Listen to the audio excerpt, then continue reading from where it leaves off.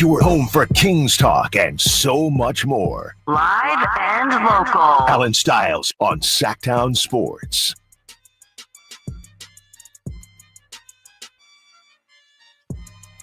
Yes. Allen Stiles taking you up to 2 p.m. We got a full house in here. Get out of here. Good luck, Allen. You can do better, I believe. Carmichael, Dave, Jason Ross, not trying to let me do my show. But we're going to do it live. Taking you up to 2 p.m. You have another chance to win those 20 tickets and to live the sweet life with the Sacramento River Cats August 20th.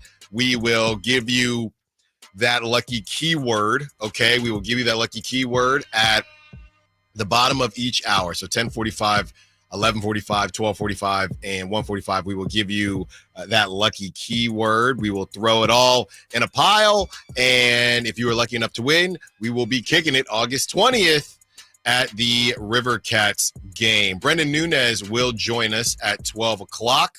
And Brendan has some updates just as far as roster construction, where he thinks the Kings will go from here, and are they done, right? Is it all, right? Is it all finito? Is there anything else that we could maybe see happen in September or leading up to training camp, anything like that, all right?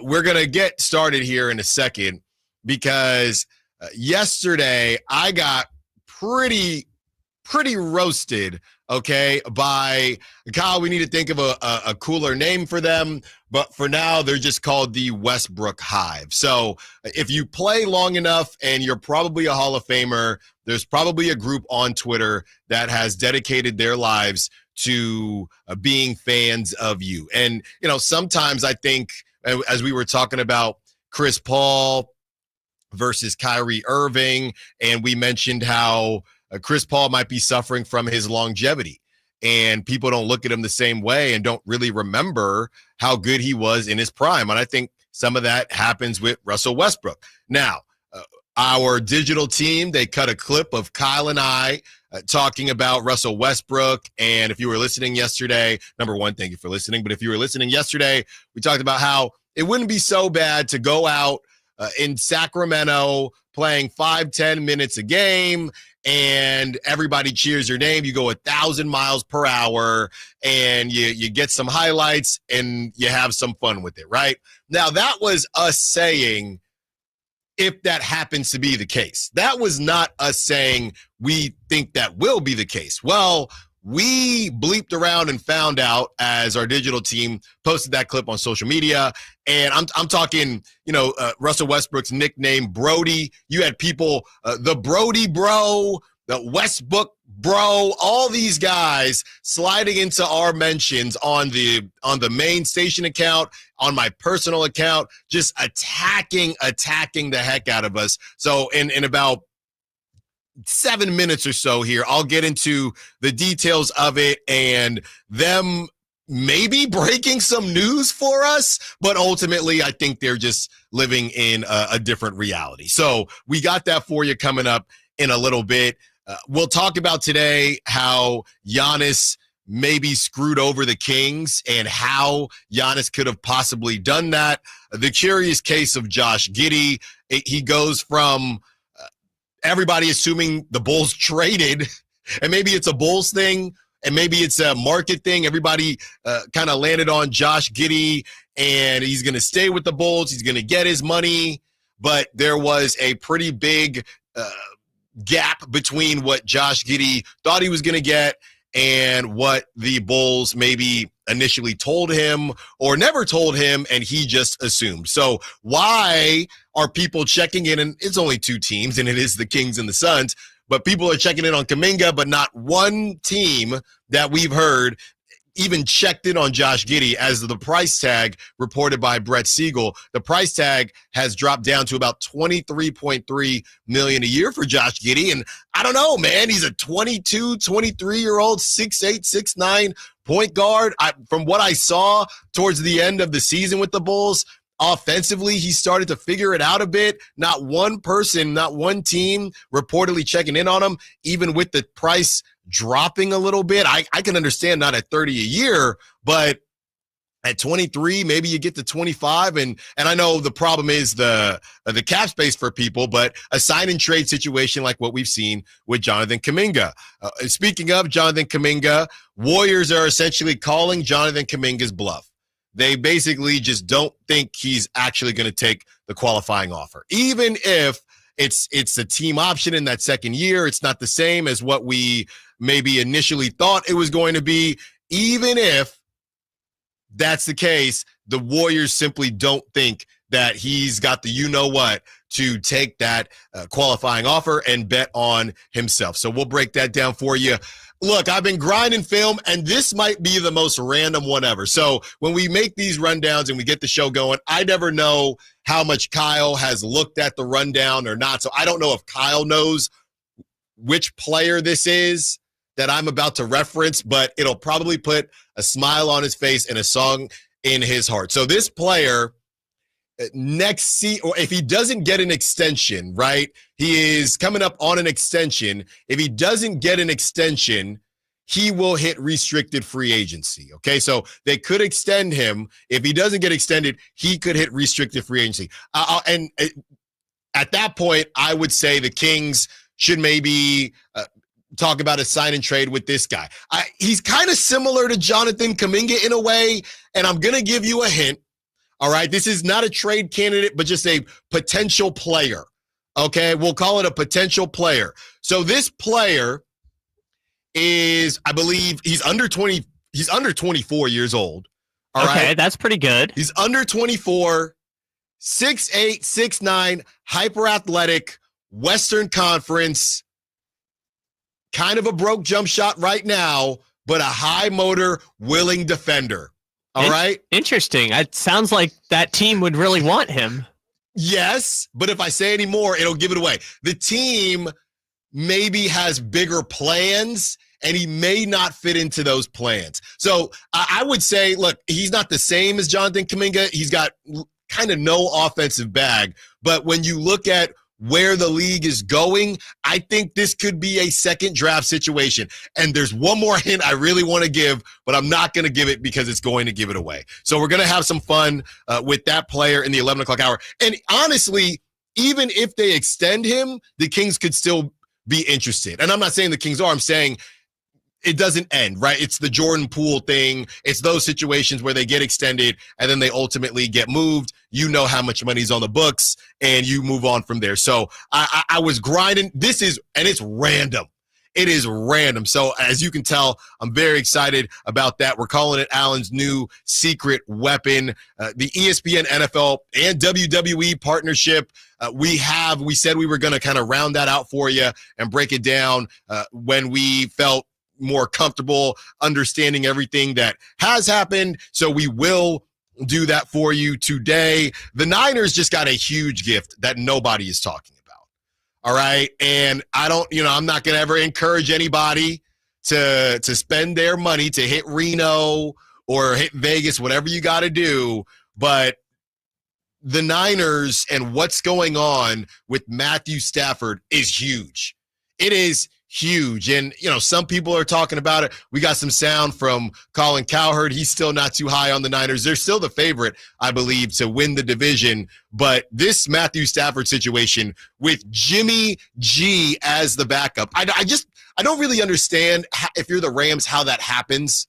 He's just so good looking. He just I was reading something yesterday. It's, signs whether or not, they'll pop up on Instagram, whether or not you're good looking. And it's got, do people do things for you? Do people act differently around you? People just act different around Jimmy G and forget that he's not a very good quarterback, right? He's just not a very good quarterback, but he's so good looking. They still haven't convinced themselves. No. He's too good. He has to be a good quarterback. Well, I don't know. I feel like we've kind of come back around on Jimmy G because now he's a backup. Now there's no expectation. Like when he was the $125 million franchise quarterback, which at the time was a lot of money. I know now that's nothing. But when he was that guy, everyone had issues with it. But now that he's just a backup, you could do a whole lot worse. But all backups aren't created equal, right? Jimmy G did go to a Super Bowl. I mean, Kyle, I was in the Bay during the Jimmy G Trey Lance, Brock Purdy saga, and I thank Jimmy G number one because that was a content machine. Oh, you just couldn't kill him. Imagine Kaminga. In the last couple of years I've been here, what is the biggest story? I guess it would be this season. Would you say the De'Aaron Fox stuff, right? And we all agree that was a bit short-lived because they moved off of De'Aaron Fox prematurely. But De'Aaron Fox, Mike Brown, that whole debacle. Imagine that times about 15. That was Jimmy G every day in the Bay. Then you threw in Trey Lance. Then you got the last pick in the draft of Brock Purdy. The shows wrote themselves. They literally wrote themselves. It must have been the easiest time ever. This is why I feel. And then, hold on. And then, this is how we would do a show, Kyle. We had that for Niners for 2 hours if we wanted to stop. You know what we had for the other 2 hours? Draymond Green and the punch. Oh, yeah. It was the easiest shows I could ever dream of. Just drama with the Warriors, drama with the Niners. Look, man, the Niners have never made evaluating the quarterback position is hard enough. Yeah. Now imagine a team where it's like, oh no, the bad quarterbacks are actually better on this team. Like it's better for you to just look like Jimmy Garoppolo on this team. Yeah. And you just couldn't kill him. That was always the funniest thing, was just like every time they brought in a new quarterback, I was like, it doesn't matter. Jimmy G's going to outlast all of them. He's never going to die. He's Thanos. Yeah. You couldn't live with your failure. And guess where that brought you? Back to me. But that was the insane thing I thought from the beginning, which is, and we don't have to relitigate the whole thing, but like, if you're going to trade 3 first-round picks for a quarterback, play them right away. Yeah. And now revisionist history, and we won't say who, but a lot of you probably know who it is. Now it's turned into, there was a Trey Lance finger thing. There was, but he was, if I'm remembering correctly, he wasn't ruled out.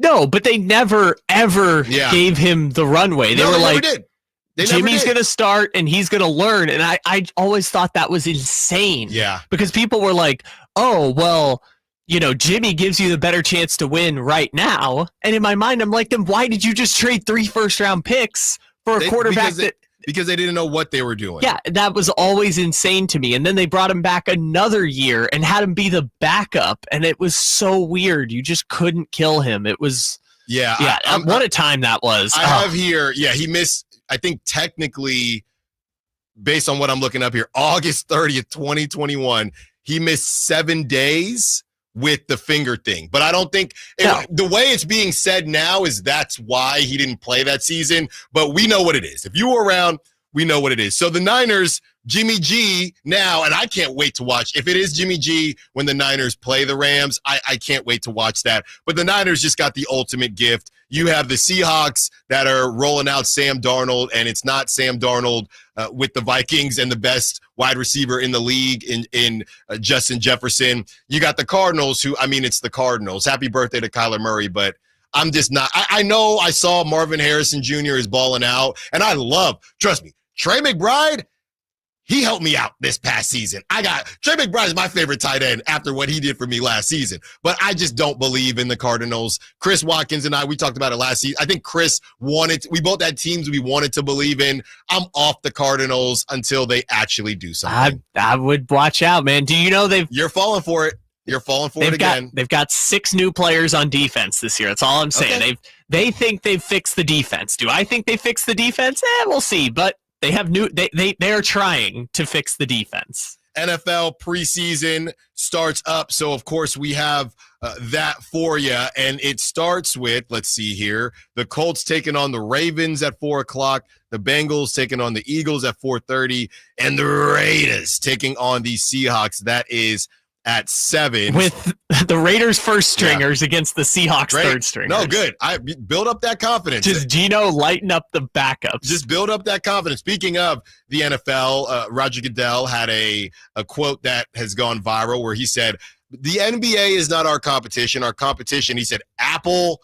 And what did he say? Apple and Google? Yeah. Yeah, Apple and Google. So, I saw June Lee, he posted and he said, the NFL is turning into a media company that also has football, which is a wild statement, but that kind of feels like where they're headed. Well, so a media company and a real estate company. Yeah. Because all these, they own so much of the land around these stadiums. So we will break all of that down for you. Okay, let's get back to yesterday, how I guess bleeped around and found out as it pertains to Russell Westbrook. But honestly, for all these crazy Russell Westbrook fans, they weren't necessarily saying anything that didn't make sense to me, right? Even though we were the vessel that ticked them off, and you can go on my page right now. They're all just attacking us, and you think that Russell Westbrook is going to play only 5 to 10 minutes? No, I don't think that. That's why I don't think that Russell Westbrook makes sense on this team. And I said to them, they're 8 or 9 guards on this team, brothers. I'm just doing the math. Well, he's probably better than them. Here's where I landed on that statement. There are certain guys that I would play Russell Westbrook over, but Russell Westbrook is to the point now where if you are an organization, you're making certain decisions, right? We've talked about this with the OG pizza guy, with Isaiah Thomas. We've talked about this with Jeremy Lin. There is no doubt in my mind, Jeremy Lin might be better than Tejan Salon right now. But you get to a point, and Isaiah Thomas might be better than Tejan Salon right now. You get to a point where you're sacrificing what you believe to be immediate success to develop your young guys. It's pretty simple. Now, with the Kings, it's a little less simple because they keep posturing as if they are trying to compete. And they got happy birthday, DeMar DeRozan. They got a 36-year-old DeMar DeRozan. They got Zach LaVine, who's 30, Domantas Sabonis about to be 30. So I understand that it looks like they're actually going to compete or attempt to compete, and they are. This is no disrespect, but I'm Scott Perry, and look, they're the ones that are interested in Russell Westbrook, and I think a lot of us are kind of scratching our heads because if I was Scott Perry, I don't need to play Russell Westbrook over. Look, you already got enough vets on the team. And you brought in Dennis Schroeder. I am not, and people always get on me for the Devin Carter thing. I am not playing Russell Westbrook over Devin Carter. Is Russell Westbrook better than Devin Carter? Yes. But I am not playing Russell Westbrook over Devin Carter. I am not playing Russell Westbrook over Keon Ellis. I am not playing Russell Westbrook over Nick Clifford. I am not playing. The conversation might start at Malik Monk. Because Malik might be right there in his prime. We don't necessarily know how much more development is going to happen. But if you wanted Malik to continue to improve from a point guard playmaking standpoint, I probably would say the same thing. Keep him out there. So it's not a matter of Russell Westbrook being better than these guys, because that's what I keep seeing yesterday. Russell Westbrook's better than half of the guards you mentioned. I don't doubt it, but I just don't care. Because if it's me, this season is almost a means to an end, and I mean that as respectfully as possible. This season is a means to an end, and we all know it. We were talking about the whole podcast thing, and we don't know anything about this team. They got thrown together with paper mache and super glue, a little bit of duct tape, and we're all trying to look forward to what's coming next. Now, they could blow us all out of the water. Zach LaVine could have an MVP caliber season. Domantas Sabonis could have an MVP caliber season. DeMar DeRozan could do his thing and get those incentives if he makes an all-star team. All that could happen, sure. But I'm going to wait to see if that's actually the case. So because of that, I'm more focused on the future. And I'm not, obviously the reports are the reports. They're interested in Russell Westbrook. Cool. But going back and forth with whether or not he's better than certain players, to me, it's not about that. It's about what are you trying to accomplish? Because Russell Westbrook is better than probably 40% of the backcourts out there, bench backcourts, whatever it is. But he's not getting a ton of calls, not because he's not better than them, because teams are prioritizing certain things. And we could argue that the Kings may not be prioritizing the right things if they bring in Russell Westbrook and they move off of Malik Monk. You can feel that way. Maybe you should feel that way. The other thing that they tried to tell me was that, and Kyle, I've sat here, I Googled this, ChatGPT, all of this. What they told me yesterday is that it is known that Russell Westbrook wants to stay in California. Sure, I believe that. And that he cut off conversations with other teams on the East Coast because he wants to stay on the West Coast. That's what I was told from the Russell Westbrook fan club, okay? Obviously, they know what they're talking about. So I respond, and I say, cool. Can I see the reports? Because I must have missed them. One guy brought up the Bucks and the Knicks. So I just, maybe my brain a little fuzzy. It's been about a month. I Googled it. So we brought up the Bucks and the Knicks. Well, when I brought up the Bucks and the Knicks, Jordan Clarkson went to the Knicks. Could they still add Russell Westbrook? Maybe, but they added Jordan Clarkson. So I looked up the Bucks. Cole Anthony went to the Bucks. And literally during that time, at the beginning of July, the idea was these teams are now out on Russell Westbrook. So I was just double checking this stuff.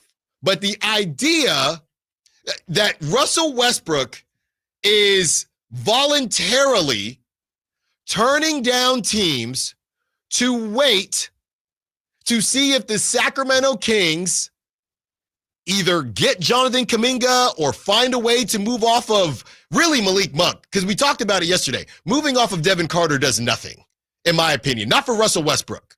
You're taking Devin Carter's possible 10 minutes. We don't even know how much Devin Carter's going to play. So going to see if Malik Monk gets moved, all because he wants to stay in California. If that is what you're telling me, Russell Westbrook fans, then ultimately Russell Westbrook is probably contemplating retirement. Because if that's what he is waiting for, that specific situation, that hyper-specific situation, Russell Westbrook doesn't really want to continue to play. Or he's just, hey, I'll play there, but if it doesn't work there, I'm cool. I'll stick with my clothing line. I'll do what I need to do. But you're not going to convince me that Russell Westbrook has turned, when there are no reports of any other teams. Go Google it during the break. Russell Westbrook, rumors, right? He hasn't even been connected to the Suns. And the Suns don't have a point guard. They got Connor Gillespie and Devin Booker and Jalen Green. That's all they got.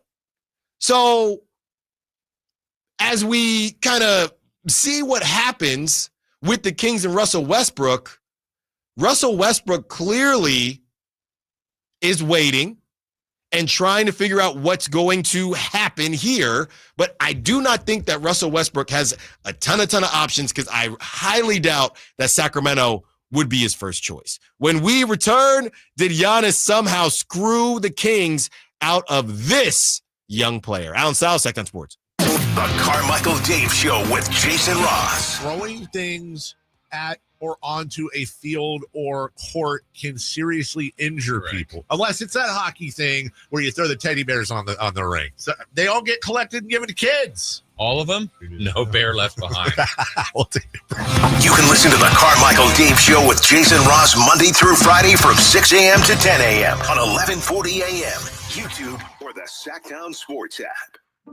At Fisher Investments, we may seem like other money managers, but we're different. What makes you so different than the rest of us?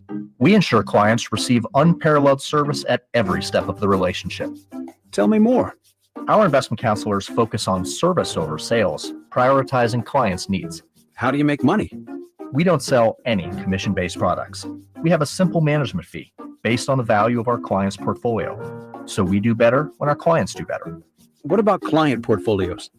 We get to know each client, their finances, family, health, lifestyle, and more. And then we tailor a portfolio based on their specific goals and needs.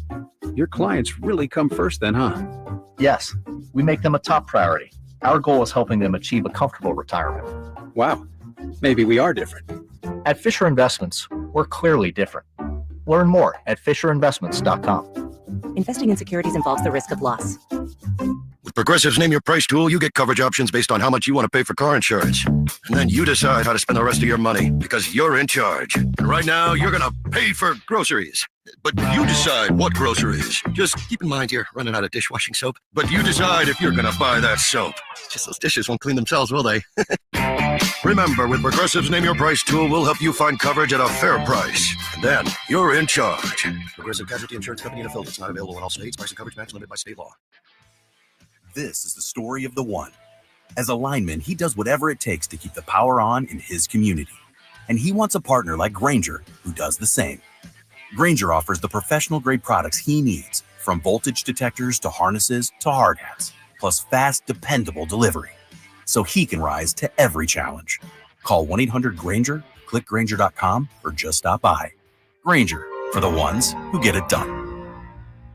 And we're back, live during a Flex Alert. Dialed in on the thermostat. Oh, we're pre-cooling before 4 p.m., folks. And that's the end of the third. Time to set it back to 78 from 4 to 9 p.m. Clutch move by the home team. What's the game plan from here on out? Laundry? Not today. Dishwasher? Sidelined. What a performance by Team California. The power truly is ours. During a Flex Alert, pre-cool, power down, and let's beat the heat together. Play and win to take your loyalty to new heights at Sky River Casino. Join Sky River Rewards today for a chance to receive up to $2,500 in free play. Plus, you'll be in the know about upcoming special events and offers. Just minutes from Sacramento, right off Highway 99 in Elk Grove. Join in the fun with rewards that add up and up. Sky's the limit at Sky River Casino. Visit us to see how. Must be 21 or over. Gambling problem? Call 1-800-GAMBLER. Hey, it's Carmichael Dave. I got to tell you, I am so excited to get this decking project started with Trex Decking and Railings. From the first time I stepped foot in the showroom last week, I was so impressed. So many color options, heat-resistant composite deck. What does that mean? That means I don't have to do any maintenance on it whatsoever. They even have a deck designer, so you can go online and see what your dream deck will look like on your house. Just visit Trex, that's TREX.com to get it started. Tell them Carmichael Dave sent you. Get ready for a night out with Jordan Davis. It's Country in the Park 2, Saturday, September 13th at Cal Expo.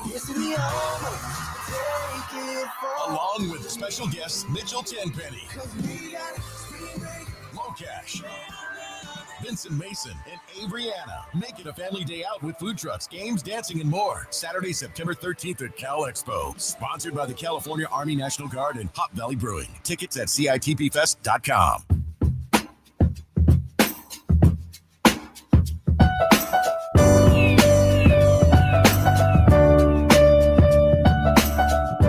Allen Stiles. Watch the show on youtube.com/Sacktown Sports 1140. Or listen on the Sacktown Sports app.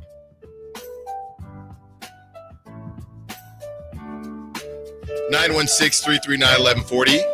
Call line and text line. Brendan Nunez will join us at 12. Don't forget that school drive is today at the Walmart in Elk Grove until 2 p.m. Go out there. I'd be there if I could, but I'm here with you. But if you drive out there, you can listen to me on the way there and the way back. Go out there, support the youth of Sacramento by donating school supplies to those in need, most in need of highlighters, Post-its, whiteout, mechanical pencils and pens, composition notebooks that are college ruled, not the wide ruled ones, binders, folders, pencil pouches, glue sticks, and colored pencils. Any and all donations are very much appreciated. Thank you so much for participating. Hey, Kyle, real quick. The pencil pouch, that's where it's just the zipper, right? And you put all your stuff in there. I don't know if I've ever had one. Yeah. I mean, there's different versions of it, but that's the basic one. Okay. You can put everything in there, honestly. I know they call it a pencil pouch. Are you allowed to bring they still making jelly roll pens? Kyle, did you have a jelly roll pen? I maybe did, but I don't know. Is it the one with the different colors? Look, what are we? Every girl I had a crush on in grade school had jelly roll pens. That's what it was about. And then they had the glitter ones too. Somebody confirm whether or not they're still making jelly roll pens. I'm sure they're still making them. We didn't really have those. The youth needs jelly roll pens. I'm looking at it now. We didn't really have those. 916. They still exist though, if that makes you feel there better. You go. I might bring some in. Kyle, you need to get taught about the Jelly Roll pens. I didn't use them, but I know people that did. Here's what made me realize that we probably didn't have it is that I typed it in on Google like the artist Jelly Roll, not realizing that it's spelled with a G. And so it got a little confused at first. I spelled it Jelly Roll like, Jelly Roll, the musician. Yes, I got you. Speaking of the text line, 209 says, Westbrook gives a dang and no one else on this team actually cares about winning basketball. Yeah, I mean, I disagree with that, 209. I think a lot of them care about winning basketball. I think caring looks a lot different. And I hear you, 209, because we were talking about Jimmy G in the first segment, and Jimmy G for me, right? He's got the same look on his face, whether he threw for 4 touchdowns or 4 picks. That's not how I get down, right? I like the Westbrooks. I'm not, not necessarily what Draymond does, but that type of intensity, even Steph, right? The guys that are just kind of cool as a cucumber all the time. I like seeing people wearing their emotions on their sleeve. So I hear where you're coming from, 209, but I think I've just learned this Sacramento Kings team does not really have players like that besides Malik Monk and Domantas Sabonis. I would say Domantas Sabonis kind of does that, but just because they, certain guys play a certain way and come off a certain way, that doesn't mean that guys that don't come off that way don't care. So I disagree with you on that one, but I understand what you're saying and how it may come off. All right, as we discuss how Giannis may have screwed the Kings out of Jonathan Kaminga, this is from my guy, Brett Siegel, and this was the Siegel Scoops that dropped about a day or so ago. This is what he had to say. That small deal, talking about the Kaminga deal, is a 2-year, $45 million proposal that sees Kaminga get paid, and it allows the Dubs to essentially extend their time to chart a potential trade before the 2026 NBA trade deadline. Of course, with all the noise surrounding Giannis Antetokounmpo's future, that too remains in the back of the Warriors' brass's minds when it comes to keeping Kaminga on a competitive contract. Warriors don't really want to move Kaminga in case Giannis is available. And that was me at the very end there. Brett didn't necessarily write that, but there you have it, right? I'm not saying that the Warriors weren't operating in good faith. What I'm saying is, as I mentioned my time in the Bay in the first segment as well, the Warriors have been talking. There was a whole kind of movement called the Giannis train, and whether or not you're getting back on or off the Giannis train, because it was said that Giannis loves Steph and wanted to play with Steph, and this whole thing, and before they won the championship, the Bucks did, it was being talked about a little bit after, but then the Warriors won theirs, so it kind of cooled off a bit. So this has been going on for a long time.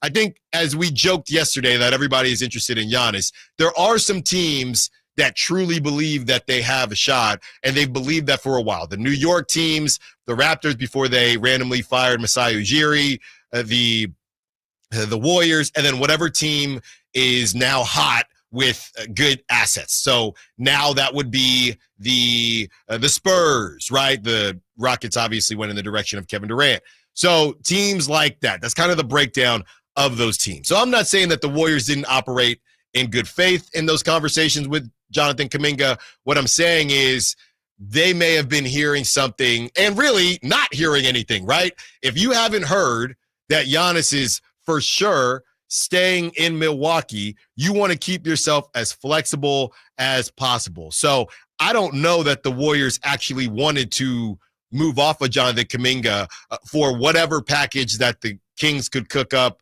or the Suns, because ultimately I think they felt as if they were in a position of power with Jonathan Kaminga.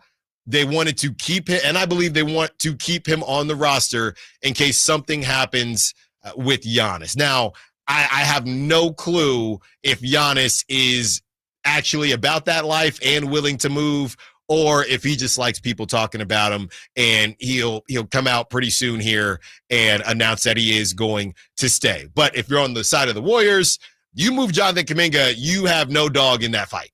You have nothing to bring to the table for the Milwaukee Bucks. So Giannis and his approach to this may have screwed the Kings out of Jonathan Kaminga, because if Giannis had already said, I'm good, I'm going back to Milwaukee, maybe the Warriors are a bit more willing to just move off of Jonathan Kaminga to the Kings because they know that Giannis is no longer in the cards. That's what I took from it, unless the Kings were going to overpay.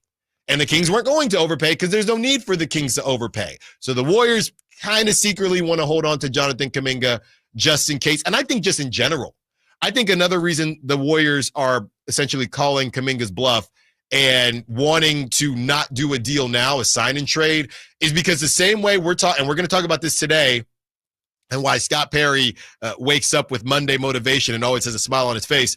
It's all about flexibility and how much things can change throughout the course of a season.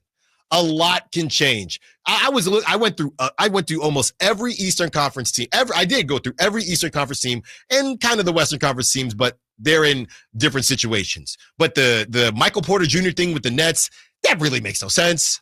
It really doesn't. There's a lot of things, a lot of decisions that can be made. And the Warriors, again, they want to remain flexible in those spots. So whether it's Giannis or somebody else that may become available at that price point, wherever they get to with Jonathan Kaminga, the more you kind of peel behind the layers. Again, I'm not going to say that the Warriors weren't negotiating in bad faith or were negotiating in bad faith. I'm not going to say that, but I don't think they were extremely motivated. Everybody's worried, what the drama? They don't want to take this in. And it's not that it's false, but they might feel, and I'm not going to say Heat culture, but Warrior culture, they might feel that that is strong enough. And this is the same organization that had somebody punched, and we still don't know who leaked it to this day, but they feel like their organization, their vets, what they have built is strong enough to overcome Jonathan Kaminga pouting in the corner for a couple months. That's their decision. We can agree or disagree. And on top of that, they think it's worth it to maintain that flexibility, unless, and again, if he takes a qualifying offer, then they're cooked. But assuming that he doesn't, maintain that flexibility, whether it's Giannis, whether it's anybody throughout the course of this season. And that's probably why a deal won't get done. And I'd go as far as to say was never going to get done unless the Kings just continue to bid against themselves and really, really wanted Jonathan Kaminga and made, I'm not going to say Keegan because I just think they would have wanted both of them, made a Keon available with the first-round pick, something like that they ultimately, we now know, they were never going to do. Well, and it all comes back to, the Warriors hope that they can get a better deal for Kaminga this summer, this trade deadline or this summer, if he takes the team option, and B, they don't think he's going to take the qualifying offer. And the Kings' hope, if they want to land Jonathan Kaminga, is that Kaminga is willing to take the qualifying offer and pressure the Warriors to take these 70 cents on the dollar, in their mind, trade for Kaminga, because they can't afford for him to take the Well, they can, but it would be it would mean he's going to be on the team and they can't get Giannis. So exactly at that point, what are we doing? Right. So I don't know if it would turn into a Kyle Shanahan situation with Brandon Ayuk, where he's running up the stairs saying, sign him, don't trade him to Pittsburgh, who, by the way, Pittsburgh probably got off pretty good there. I would say DK Metcalf is better than Brandon Ayuk. So sometimes, I guess the moral of the story is sometimes things work out the way that they should. And in this situation, we'll see with the Steelers and DK Metcalf. But as far as Kaminga is concerned, I think the Warriors just want to maintain a ton of flexibility, whether that's for Giannis or anyone else. And they're willing to bet. They're willing to put their chips on the table to say that Kaminga will not bet on himself. There is another restricted free agent that we're just not hearing a bunch about, and it's kind of random that a 23-year-old 6'8", 6'9" point guard didn't really get any other interest from any other teams. We'll tell you who it is when we return. Allen Stiles, Show Sports. This is the story of the one. As a safety manager at a manufacturing plant, he does everything he can to keep his coworkers safe. From finding ways to reduce risks to keeping safety supplies in stock. And for that, he relies on Grainger. Grainger offers a broad range of quality products and next-day delivery, so he can always play it safe. Call 1-800-GRAINGER, click Grainger.com, or just stop by. Grainger, for the ones who get it done. Hi, Zoe Saldana. Welcome to T-Mobile. Here's your new iPhone 16 on us. Thanks. And here's my old phone to trade in. You don't need a trade-in. When you switch to T-Mobile, we'll give you a new iPhone 16. Plus, we'll help you pay off your old phone up to $800, and you still get to keep it. There's always a trade-in. Not right now at T-Mobile. I feel like I have to give you something in return for karma. That's okay. I don't really have much in my purse. Oh, let's see. Juice box. I'm a mom. I'm good. Seriously. Let me check. Oh, hot sauce. Take it. Really, I'm fine. Oh, I have raisins, a balloon. Wait one sec. I've got cupcakes in the car. Switch to T-Mobile. Get a new iPhone 16 with Apple Intelligence on us. No trade-in needed. We'll even pay off your phone up to $800. With 24 monthly bill credits, new line, $100 per month on experience beyond. Finance agreement $829.99 and qualifying order. For well qualified, plus tax and $10 connection charge. Pay out via virtual prepaid card. Allow 15 days. Credits end and balance due if you pay off early or cancel. See T-Mobile.com. I'm still going for it, even with higher stroke risk from atrial fibrillation, an irregular heartbeat not caused by a heart valve problem. Over a 3-year study, Eliquis apixaban tablets reduced stroke risk better than warfarin, and over 97% of Eliquis patients did not experience a stroke. A first stroke occurred in 2.9% of warfarin patients versus 2.3% of Eliquis patients. Don't stop prescription Eliquis without asking your doctor. Stroke risk may increase. Eliquis can cause serious and potentially fatal bleeding. Don't take if you have an artificial heart valve, abnormal bleeding, or antiphospholipid syndrome.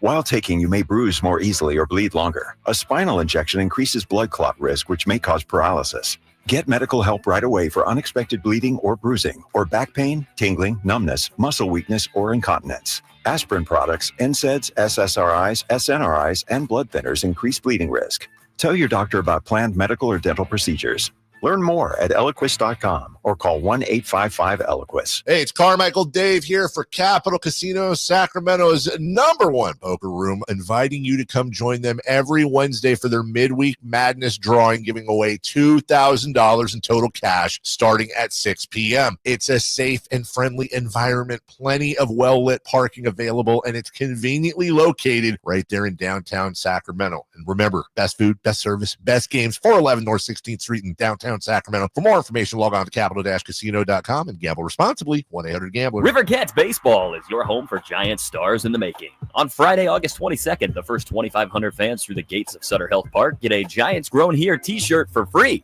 Get your seats now at rivercats.com.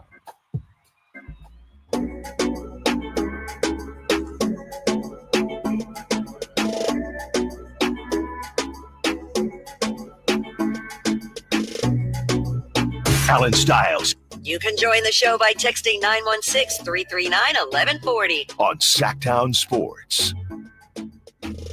So I have officially muted the conversation. There are still, and I got to read these names off to you, okay? There's one guy's name. I'm just going through all of them. One guy's name is J. Russ, and it's a picture of Russell Westbrook, okay? Another guy's name, let's see if I can find him here. Another guy's name is, his name is Neek Hoops, but he says, hey, I am a Russell Westbrook guy. They're tagging Russell Westbrook. This is why we don't want you to play for this bum franchise. Okay, this is just, I don't know how we got here. I do not know how we got here. I mean, I know how we got here, but again, they get real quiet every time I ask, where are the other offers? That's all I want to know. You know, it's funny. I went back and watched the clip that they were getting angry about on Twitter yesterday. And I think like right after they cut it off was when I made the joke that was like, historically speaking, playing 10 minutes a game on the Kings is the worst possible death. Yeah. We would have had to. Yeah. Or Chris Watkins in here right now. He says he cut that and he probably saved us. I mean, they would have. Yeah. Maybe the Westbrook people would have been more mad if we had said that. I don't know. But Beast Brook is also they're just spamming me with his stats. Nobody's actually saying who else is interested. Nobody's saying that. They're just spamming me with stats. So I'm blocking all of them. I'm not blocking all of them, but I am muting this, okay? Because this is getting out of control. And also Brody Nation, Russ Nation Prez. These are actual humans, I think. Yeah. These are actually humans. Most of them's in their teens. So what? They were what? Yeah, 11? They were kids when Russ was MVP, right? Your favorite player when you're 8 years old always ends up being your favorite player, right? Isn't that kind of the thing? So I am muting all this. I'm muting all this. Okay. As we were about to talk about Josh Giddy, but before we do that, we are giving you the chance to live the sweet life with me, Allen Stiles, this week with the ultimate giveaway of a Sacramento River Cats suite for August 20th. Each suite includes 20 tickets, a dedicated suite attendant, cable television, and climate control, indoor and outdoor seating, a panoramic view of the game, and access to the Sky River Casino Solon Club. Listen all week for the key word of the day and text into 916-339-1140 for your chance to win. The keyword today, this one people might need help spelling, Diamond. D-I-A-M-O-N-D. Diamond. That is the code word for today. Text that in if you want a chance to live the sweet life August 20th. 20 tickets, people. That's a lot of tickets. That's a lot of tickets. All right? If there's somebody out there that, you're trying to become friends with, 20 tickets, even your fringe friends can go. No, just ask your neighbor. Yeah. 20 tickets. Maybe your neighbor's cousin. Who knows? I saw Rick on the Sack Chat yesterday. I remembered this because it was really good. Commented during the giveaway, if I win the suite, can we host our fantasy football draft I saw in the that. suite? Of course you can. You can do whatever you want. Allen Stiles emceeing you're gonna get a podium and you're gonna be like Adam Silver walking up and saying, with the first pick, Rick has selected Justin Jefferson. Come on, you can get Allen Stiles to MC your fantasy football draft. That's right. All you got to do is text in Diamond, and we'll have another chance tomorrow. You'll have another chance tomorrow. It'll all get thrown into the system, into the digital randomizer, and we will select our winner. All right. Josh Giddy is, young player, obviously has a ton of potential. He's only 22. I called him 23. He's 22 years old. He's a 6'8" point guard. All right. Showed a lot of potential towards the end of the season, and we heard absolutely nothing. The Bulls kind of pulled who was it? The Jets, who traded for Hassan Reddick and then decided they weren't going to pay him, even though they traded for him from the Eagles, knowing that he wanted a new contract. So it's not that they're not offering him a contract like the Jets did with Hassan Reddick. Shout out T for Temple U. But they decided, we're not bidding against anybody else. Okay, well, we may have. This is how I feel like it happened. They maybe never said it was going to be $30 million, but maybe the Bulls felt if it got to $30 million, they'd be okay with it. Because again, you lose Caruso, and a trade like that, even though they weren't doing anything with Caruso, they don't want it to look bad. They would have essentially lost Caruso for nothing if they lose Josh Giddy. So maybe in their mind, right, they had you got your spending limit. Their spending limit was $30 million, if need be. Then when Josh Giddy and his agent looked out on the market, obviously nobody has cap space besides the Nets, or even, so now enter a sign and trade situation. Nobody was checking for Josh Giddy at $30 million. So after that, it starts to drop a little bit, and the Bulls say, well, we don't have to go to our limit. This is great. Then it starts dropping and dropping and dropping. And this is what Brett Siegel had to say in that same article with his Siegel scoops. Josh Giddy and the Chicago Bulls are expected to reach a resolution on a new contract, likely in the 3-year range by the end of August. The Bulls could increase their offer, but they have stood firm on keeping a new deal in the $20 million AAV range. The latest speculation from agents not involved in negotiations suggests something in the $65 to $70 million range. So that's about at most $23 million a year. Now that my question is, now that they've landed there, as Jonathan Kaminga has garnered some interest from obviously the Kings and the Suns, not a ton of teams, but the Kings, the Suns, and funny enough, the Bulls. It's bizarre to me that none of these, even younger teams that might have some assets, whoever, it's bizarre to me that even if they try to, raise the stakes or raise the price or even meet the Bulls somewhere. Now the Bulls could obviously just say, well, we're going to match it at that price. But it's a bit bizarre to me that we've heard absolutely nothing as far as other teams interested in Josh Giddy. Because like I said, I was on ChatGPT and Google all night last night with this Westbrook stuff. Josh Giddy, I saw nothing. I saw absolutely nothing. So it's weird. It's about weird, even if you're the Kings, right? And I know, look, you're very comfortable, and I know they'd get roasted. By the way, if the Kings did bring in Josh Giddy, would that count for the Sacramento Bulls? Because he came a little later. It's not the same. No, I think he. Is that why the Kings just couldn't check in? We were already getting roasted because we have 14 Bulls on our team. We can't take Josh Giddy. I mean, you were talking about Kobe White. I don't think it would have stopped that. I mean, people were talking about Lonzo Ball on the Kings before he got traded to Cleveland. I don't think it would have stopped him. But I to your point, actually, now that I think about it, Giddy played with Levine, so I think that counts for Sacramento Bulls. Nah, if we're gonna recreate that backcourt. They didn't play that long together. They still played together. Yeah. Giddy would count for the Sacramento Bulls. Also, like they just got Dennis Schroeder. That they made the call. I'm saying, right. Well, I think everyone assumed that Giddy was going to re-sign with the Bulls right away. Yeah, and I agree with that. But now that I do wonder, now that they are where they're at now, I mean, you could have made the argument, okay, you guys are so obsessed with a point guard, instead of going after Kaminga. I think Kaminga probably has a higher ceiling, but you could have had your point guard of the future at 22 years old for a pretty good deal. Well, and remember in that, what was that now, 2021 draft, Giddy was the 6th pick and Kaminga was the 7th pick, right? So essentially they are both in the same situations of thinking they were going to get $30 million in free agency. Yeah. Like if I'm trying to remember going back in that draft class, like Cade Cunningham got a max, Evan Mobley got a max, Scotty Barnes got a max, Jalen Suggs got $35 million. Those were all the players picked before those guys. And they thought they were going to slot in right below Jalen Suggs, and now they're not. So they're in this weird purgatory situation. Both of them, I'm saying, I see the similarities to your point. I just don't know.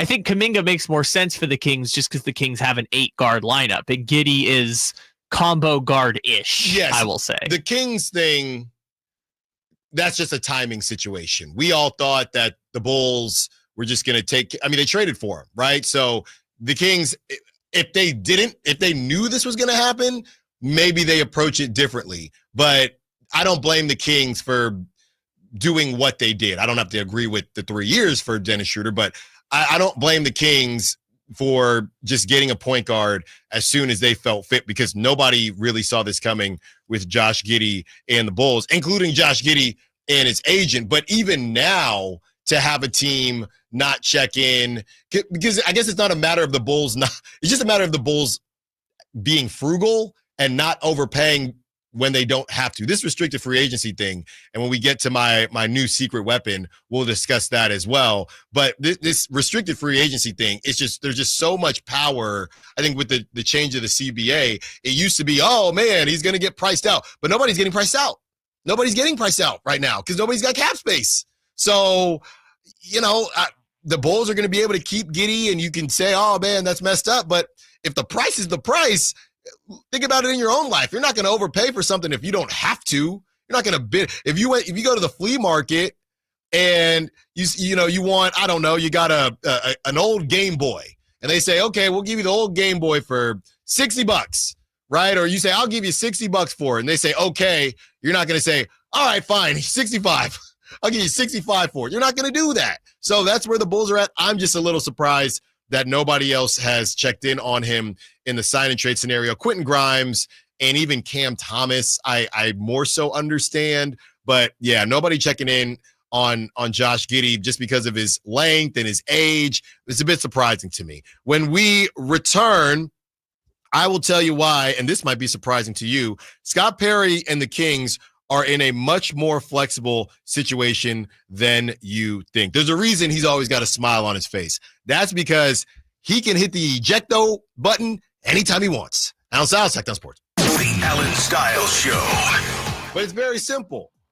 I'm Ken Korak with your Green and Gold Report, brought to you by Xfinity, introducing the 5-year price guarantee. One internet price, 5 years guaranteed. Well, the accolades keep coming in for A's first baseman Nick Kurtz. Based on batting almost 400 with a slugging percentage of nearly 1,000 in July, he becomes the 10th player to be named Player of the Month and Rookie of the Month in the same calendar month, joining the likes of Buster Posey, Mike Trout, and Aaron Judge.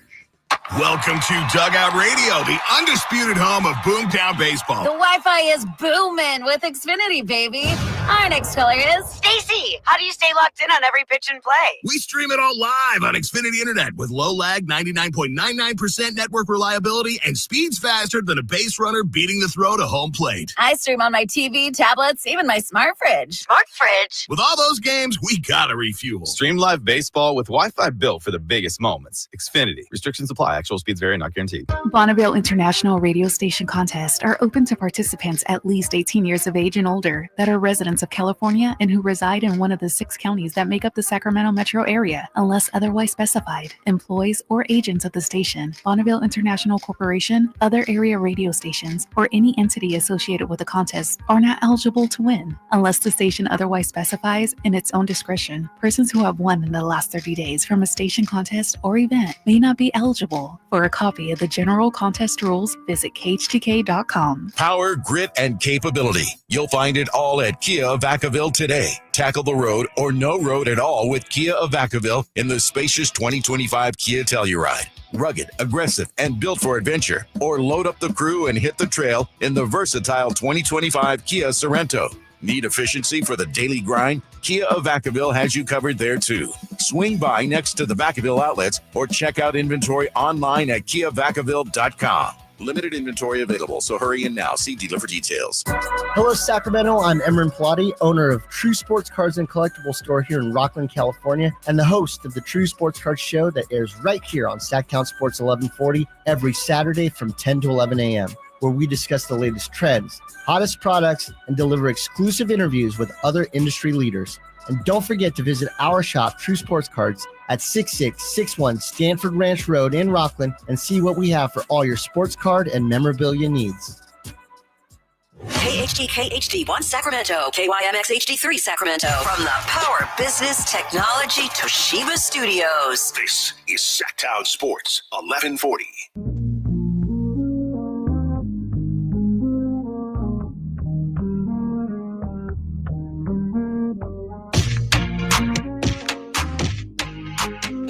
For Kings talk and so much more. Live and local. Allen Stiles on Sacktown Sports. Another free agent is being brought up on the text line. What about Amir Coffey? Amir Coffey, yeah, he's just sitting waiting. Come get me. Come get me. He last played with the Clippers. Okay. And he's a free agent right now. To me, I guess the argument would be, does he make more sense than not to keep just saying this guy is, whatever, but just go get him instead of Terrence Davis? Yeah, I don't think Amir Coffey's playing any minutes on this team. Well, I think he's playing more. I think in a battle of the not playing, I think he plays more than Terrence Davis. Yeah, the thing is, they kind of need a power. They need either secondary ball handler, as our friends at B-Ball Index, which I got to hit myself with it real quick. Nice. if we're either looking for secondary ball handler or backup 4, right? That's kind of the conversation with each of these positions. That's what on the free agent market specifically. And we haven't even heard, to be honest with you, we've kind of been the ones talking about the backup 4. I haven't heard them talk about I've only heard them talk about another point guard. Sure. Russell Westbrook. But I'm more so making the point, right? Like, they don't need any more combo guards. They definitely don't need any wings. Yeah. I think from what we're hearing, they feel confident enough with Sabonis, Maxime Reynaud, and Drew Eubanks. And Dario. Well, yeah, and Dario, I guess, is a 4. But, if again, we talked about it before. If Keegan goes down, we're staring at Dario Saric starting at the 4 for the Sacramento Kings. So I maybe you feel better if that's Trey Lyles or, I guess, to this texter's point, Amir Coffey, and you just play a smaller lineup. But yeah, Amir Coffey, 72 games, 9.7 points per game. I mean, he's not a scrub, right? 9.7 points per game, 2.2 rebounds per game, 1.1 assists, 47 from the floor, 40.9% from 3, 89% from the free throw line. Let's see how many minutes he was playing. This is kind of crazy. Now I wonder, well, what's going on? Well, why hasn't anybody else went and got him? Because he played 24 minutes a game, 72 games for the Clippers.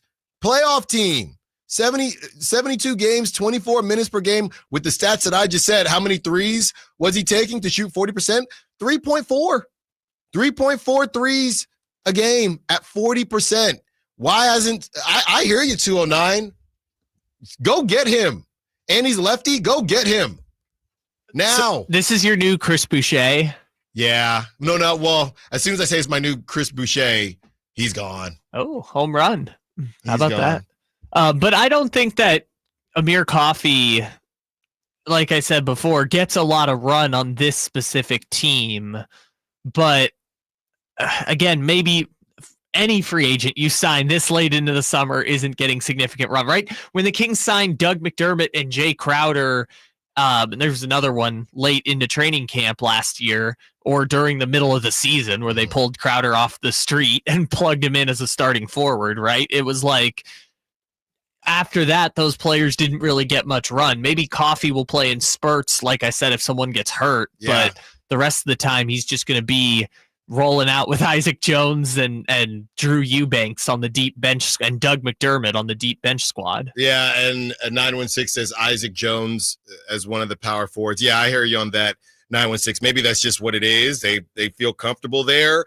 Look, I don't know that I agree with how the Kings are handling the kind of fringe players here, and I don't want to call Russell Westbrook a fringe player because somebody might be listening from the. We need another name for the Russell Westbrook hive, by the way. So help us out with that.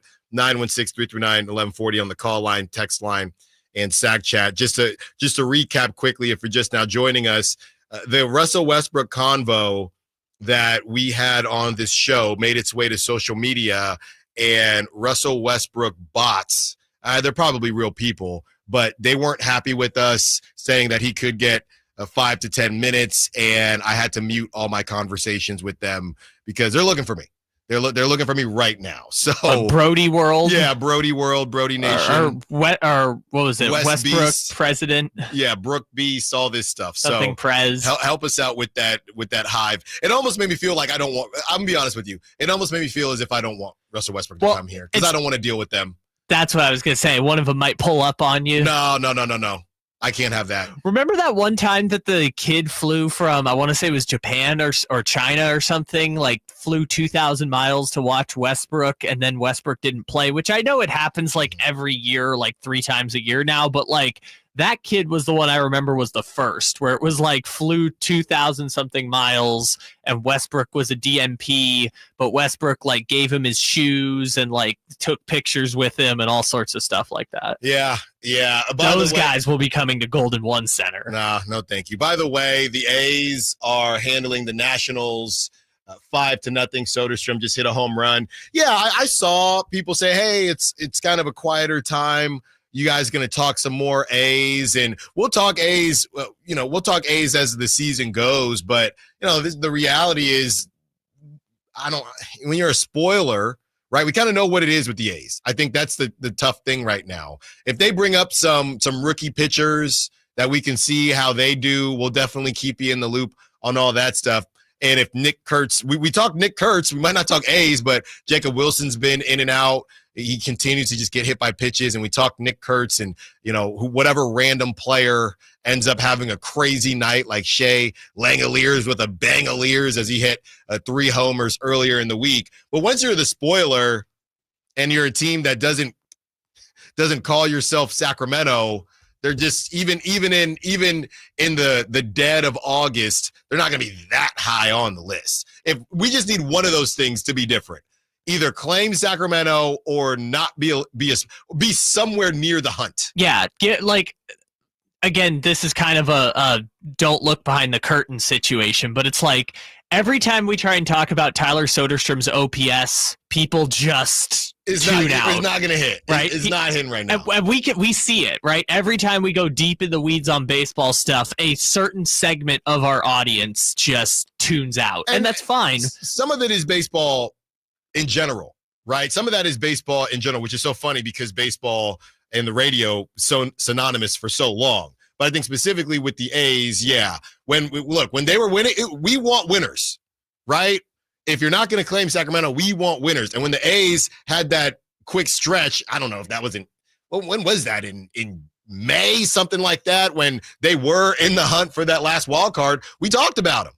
Right, but then they lost 28 games straight, or 21 games straight, and we still have our guy Coach Eric Martins on, so we'll get you the A's when it's necessary for them to be talked about. But also the other part of it is like, okay, you know what everyone has a thought about?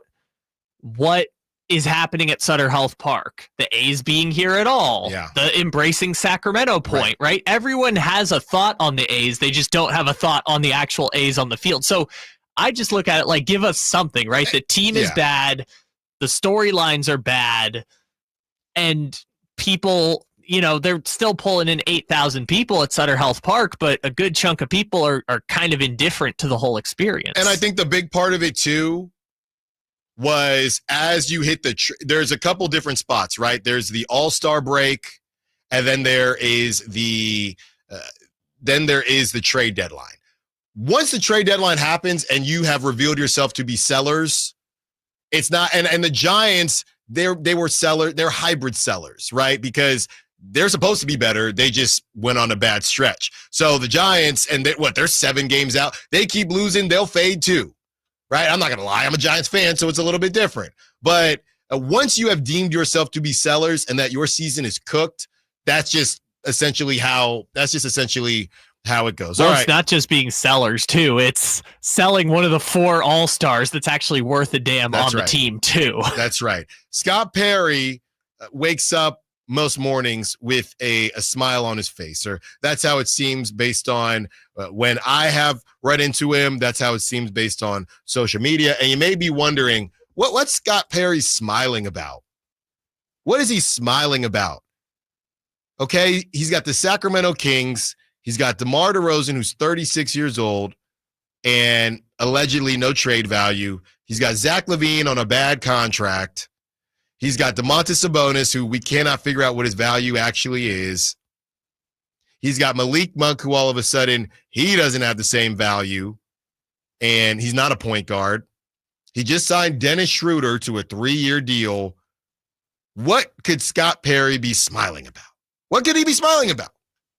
And I thought about this as we go throughout the season, okay? And how things can change, how things can kind of move and shake and transition. And the reality is the Kings are in an extremely flexible situation. Extremely flexible situation. A team with expectations could go after players on the Kings. A team without expectations could go after players on the Kings. You have the Kings themselves, who you're dang near playing with house money because you're set at 34. We haven't checked in a couple weeks, by the way. I don't know if it's gone up or down. Last time we checked, you're set at between 34 and 36 and a half wins. So those expectations, that's not based on Scott Perry. Scott Perry essentially gets a mulligan this season, right? He did not sign he didn't trade for DeMar or sign DeMar DeRozan. He did not trade for Zach LaVine. What is it right now, Kyle? You want to guess? I'm going to say not too much has changed, so I'm going to say that at the lowest you'll find it is 34 and a half. Well, yeah, I'm not going through all of them right now, but according to one sports book, it is 35 and a half. Yeah, you're at 35 and a half. You're supposed to miss the playoffs. If you walk into a new situation, you're supposed to miss the playoffs. That's the best feeling in the world. That's the best feeling in the world, because if you miss the playoffs, you were expected to miss the playoffs. And you have pieces that are much more flexible and will be much more flexible than they are right now. Let's talk about the two obvious ones, right? DeMar DeRozan, and I would say this one is less obvious, but I'll throw it out there because now I guess everybody's talking about Malik Monk now, but I'm not going to talk about Malik Monk. I'm going to talk about DeMar DeRozan and Zach LaVine. And I went through every team last night and came up with a list of teams that may be interested in one of those players, all right? I'm going to go through them with you right now. And to help you all feel better. Maybe this is why Scott Perry's smiling. You either make the playoffs and you don't buy a thing in Sacramento for the rest of your life, or you miss the playoffs because you were supposed to miss the playoffs. That's pretty much it. You're playing with house money if you're Scott Perry. You're just vibing right now. You got the point guard. Hey, I did what I was supposed to do. We can only do one thing at a time. Now, once the season starts and we see how the season unfolds, that's when Scott Perry is going to roll up his sleeves a little bit. Let's go through the Eastern Conference first, because that one's more fun. The Cavs. Cleveland! The Cavs. I'm looking and I base it on how much money they have out right now. Okay? I'm still holding out hope for a DeAndre Hunter. I don't think they would be in on LaVine just because of the price tag and how they're paying people right now. But if they need a little bit more scoring pop, if they maybe decide the Darius Garland thing may or may not work, they could go after a DeMar DeRozan. Hey, we just need a little bit more scoring. And there's, again, all these Eastern Conference teams, no Tyrese Halliburton, no Jason Tatum. So they could be hyper aggressive, right? And it's not within the same conference. So there's no, I don't want them to go over there. So you have the Cavs, probably not LaVine just because of price, but you have the Cavs that could be in on DeMar based on how that season goes. Whether if they're exceeding expectations, probably not. But if they're not exceeding expectations, if they're missing them, there we go. The Magic. The Magic could be in on both DeMar or LaVine, right? They have prices that can be moved. And you look at how, and I saw this yesterday, the betting odds to land Trae Young, guess who it was? The Orlando Magic, just like we talked about yesterday. So they could go after a Trae Young and move off of a Jalen Suggs, but that same Jalen Suggs ridiculous contract, now do you want it or not? That's your choice. But between Jalen Suggs and some of the other contracts that they have, they can make some things work. If they feel, okay, we're right there. No, we can have a final, we can have a Pacers type of finals run. If they dig in to Paolo just being that point forward, as he pretty much is right now, they could just say, you know what? Thank you, Jalen Suggs. We're just going to go get a Zach LaVine because they always need shooting. You could have Zach LaVine, Desmond Bane, Franz Wagner's three is coming along, and Paolo's just picking his poison. And he can really turn into that mini LeBron. So you have the Magic there. The Atlanta Hawks. The Atlanta Hawks might be a team that, we're actually figuring this thing out. We got a couple guys that we might be able to move around and go get some more offensive pop to go on a Pacers run. The Pacers winning, that has unlocked, or the Pacers getting to the finals has unlocked a lot for Eastern Conference teams. just the hope that they may have. Even in the West, with these lower seeds getting all the way to the conference finals. The Raptors, again, you look at that team and it doesn't make a ton of sense from the money standpoint. Emmanuel Quickley is making way too much money. You have RJ Barrett. We've talked about him before at $27 million. Brandon Ingram, they could decide the new GM comes in. This Brandon Ingram thing just doesn't make sense, right? We would like a Zach LaVine. We need three-point shooting. Let's see what we can do there. The Nets. Now, this could be a buyout. The buyout scenario that we talked about. Go look during the break. Go look at the Nets, their money. It looks ridiculous. And Michael Porter Jr. might be hard to figure out, but the Nets could make a move there, try to make that money work, get Michael Porter Jr., who would make more sense to the Kings, a bit of an overpay, but then you buy out DeMar DeRozan. You could have Michael Porter Jr. and obviously Keegan Murray, Keon out. Just you got your wings, you got your point guard, and it's starting to look more like a modern NBA team ready to go on a run. So you could do that. In the West, I'm going to say this team. I'm going to continue to say this team because they need something else. They do. They might not know it yet, but they do. The Minnesota Timberwolves, right? They got a nice, I know that it didn't go very well with DiVincenzo when he was in Sacramento, but they have a nice combo of a couple $10 million guys, $12 million guys that are expiring. I think Mike Conley might be one of those guys, another ball handler. And they could go get DeMar DeRozan just for that score. If, like we said yesterday on this show, they just say, Anthony Edwards, you're just going to be our primary ball handler. That's just what it is. And Rob Dillingham, whenever he comes along, he'll help you out. But Anthony Edwards, we're just going to go with you. That's just what it's going to be. They could go after a DeMar DeRozan. They just need a little bit more, right? Think about it. Everyone's triple teaming Anthony Edwards. They wanted KD, and obviously KD can shoot the three ball, and he's Kevin Durant. I'm not comparing him to DeMar DeRozan, but they didn't get Kevin Durant. He's in Houston. So they just need a little bit of offensive pop. Julius Randle is building a house with bricks, and they say, you know what? We're right there.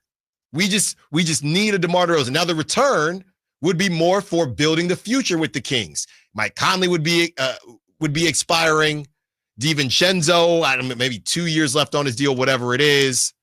Not that you need another guard, but you would deal with it because you understand that, hey, this still keeps us within that 2-year window, and we still are going to have this type of flexibility. The Suns. I'm just putting the Suns there because you never know with the Suns. They just love guards. You just never know what the Suns are going to do. They love two guards. And last but not least, another team that I'm not sure where this thing could go, but the Kings have already engaged with them, the Golden State Warriors. The Golden State Warriors, depending on how this thing goes, maybe it is more of a headache, right? Obviously, if they get Kaminga on that $22-a-year deal, clearly the Kings would be interested again. So you have the Warriors. And at the end of his list, as he's writing down all the different options that he has, and what he would want to do and maybe not want to do, there's one last thing that will always be an option for Scott Perry. He can always press the red button with Domantas Sabonis. He can always press the red button with Domantas Sabonis. Not that he wants to do that. I don't know that he wants to do that or not, to be completely honest with you. But you have an all-NBA type player that is just waiting for the right situation. Now, hopefully you can create that right situation in Sacramento, but if you can't, plenty of teams out there would be willing to bring him on.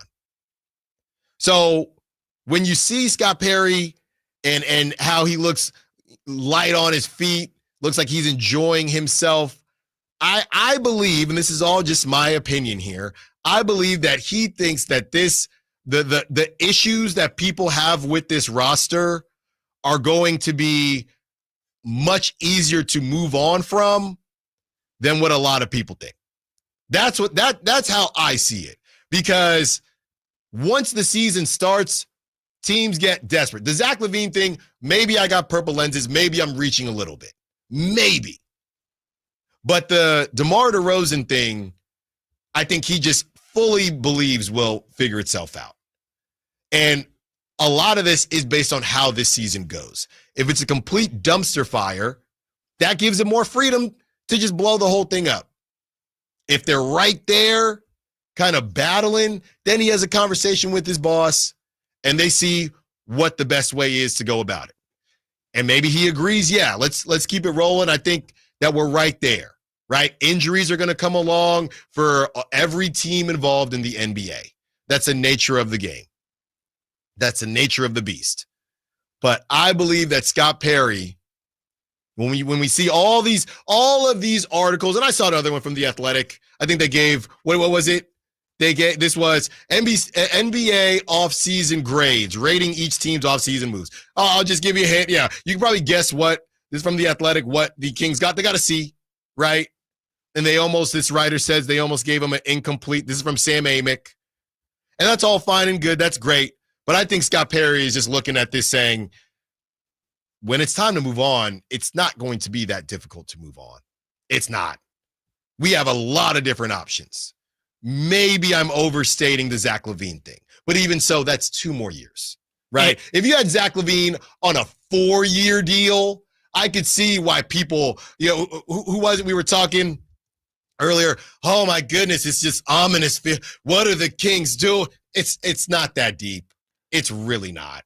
Well, and in the NBA, you can't just go from being, in the modern NBA, I should say, you can't really go from being a 45-win team to an 18-win team just like that. It's not that easy. And to your point, he has a lot of options if they're ready to go down, right? If it's a lot easier to make the descent than it is to have the flexibility to go up if your team is, quote-unquote, not good enough. So, no team is going to give an overpay for DeMar DeRozan in such a way that it's going to be like, wow, the Kings just traded DeMar DeRozan for a future all-star, and now they're going to be the 6th seed in the West. No transaction is going to be that grand. It's probably more of a peripheral piece at this point. But to your point, the Zach LaVine thing, maybe Domantas Sabonis, those are your 2 best players. So if you're willing to part with one of those and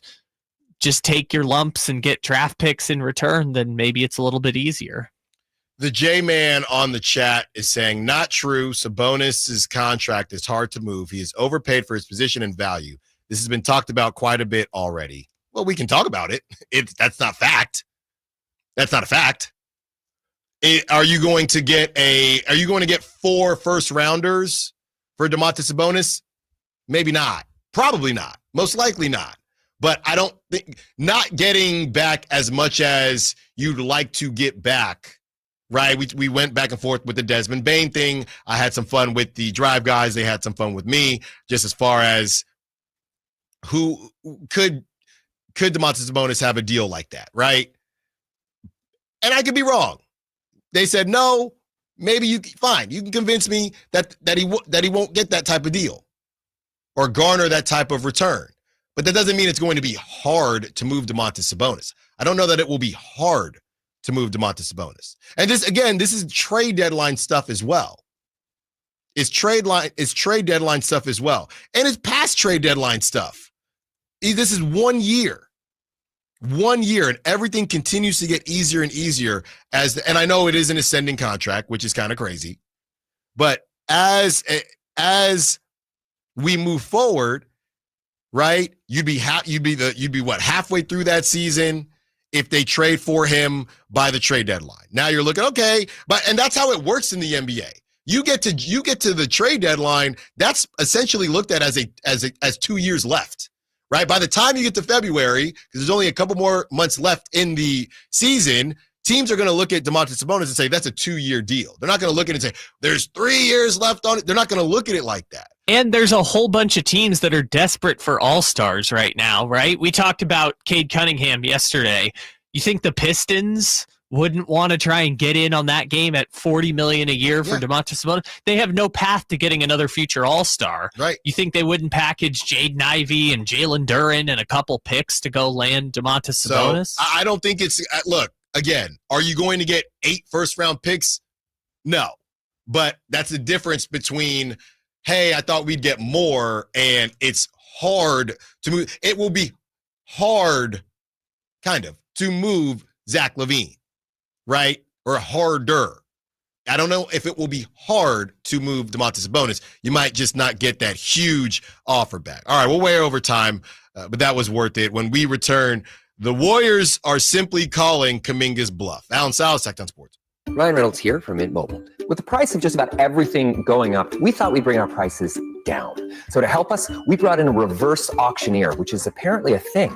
Mint Mobile Unlimited Premium Wireless. How do you get 30, 30, bit to get 30, bit to get 20, 20, 20, bit to get 20, 20, bit to get 15, 15, 15, 15, just $15 a month? Sold! Give it a try at mintmobile.com/save.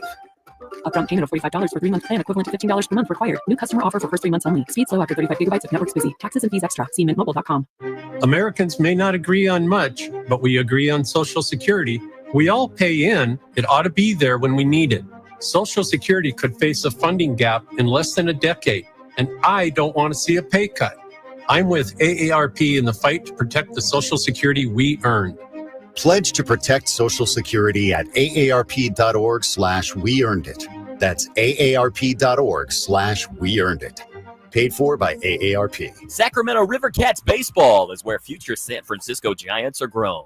Join us on Friday, August 22nd at Sutter Health Park for a special night celebrating the next generation of Giant stars. The first 2,500 fans through the gates score a free Giants Grown Here t-shirt, only available at this game.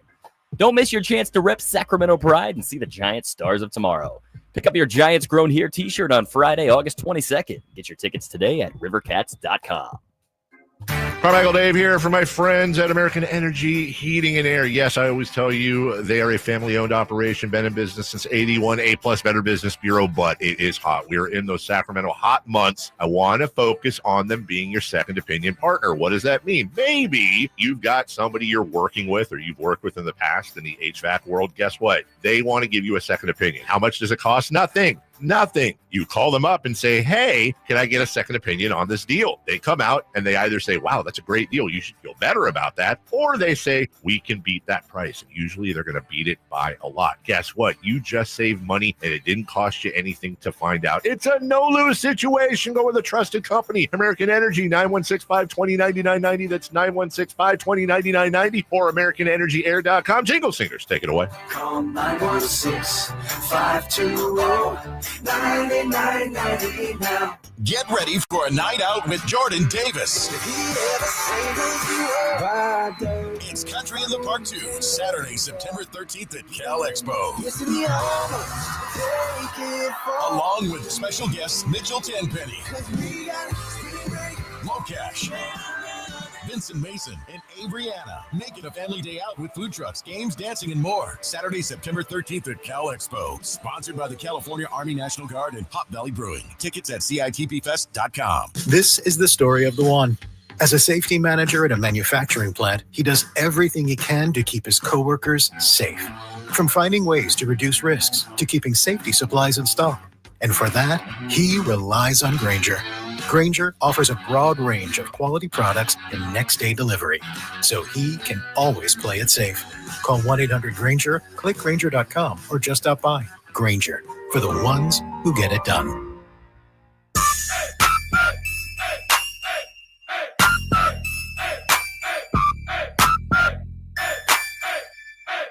Allen Stiles. Watch the show on youtube.com/Sacktown Sports 1140. Or listen on the Sacktown Sports app. We are back, and we are discussing how the Warriors are simply calling Jonathan Kaminga's bluff. You ever call somebody's bluff and it either worked out for you or didn't work out for you? I'm trying to think when I've called someone's bluff either way, because I feel like I do it fairly often. But off the top of my head, I'm trying to think of a time where I called someone's bluff and it didn't work out. I feel like there's something there with my little sister. Yeah, I was gonna say siblings definitely.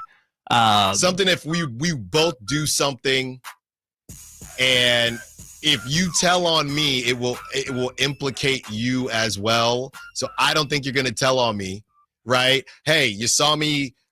I never actually snuck back into the house, but you saw me sneak into the house. And if you rat me out, I know you did it a week ago. So I don't think you're going to say something. Then they say it anyway. They say, actually, I already told mom about that. So we're good. Yeah. Then they got one up on mute. I guess that's kind of calling your bluff, but I guess my version of that is like younger brother who is bigger than me from the time I was 13 years old. Yeah. I think he threatened, I can't remember if it was a baseball bat or a chair, but he threatened to throw it at me. And I said, there's just no way. And then I turned around and he threw it at me. That is the one I don't remember ever calling someone's bluff and me being right. Like usually when I called someone's bluff, they were not bluffing. Because I'm a big you won't person, right?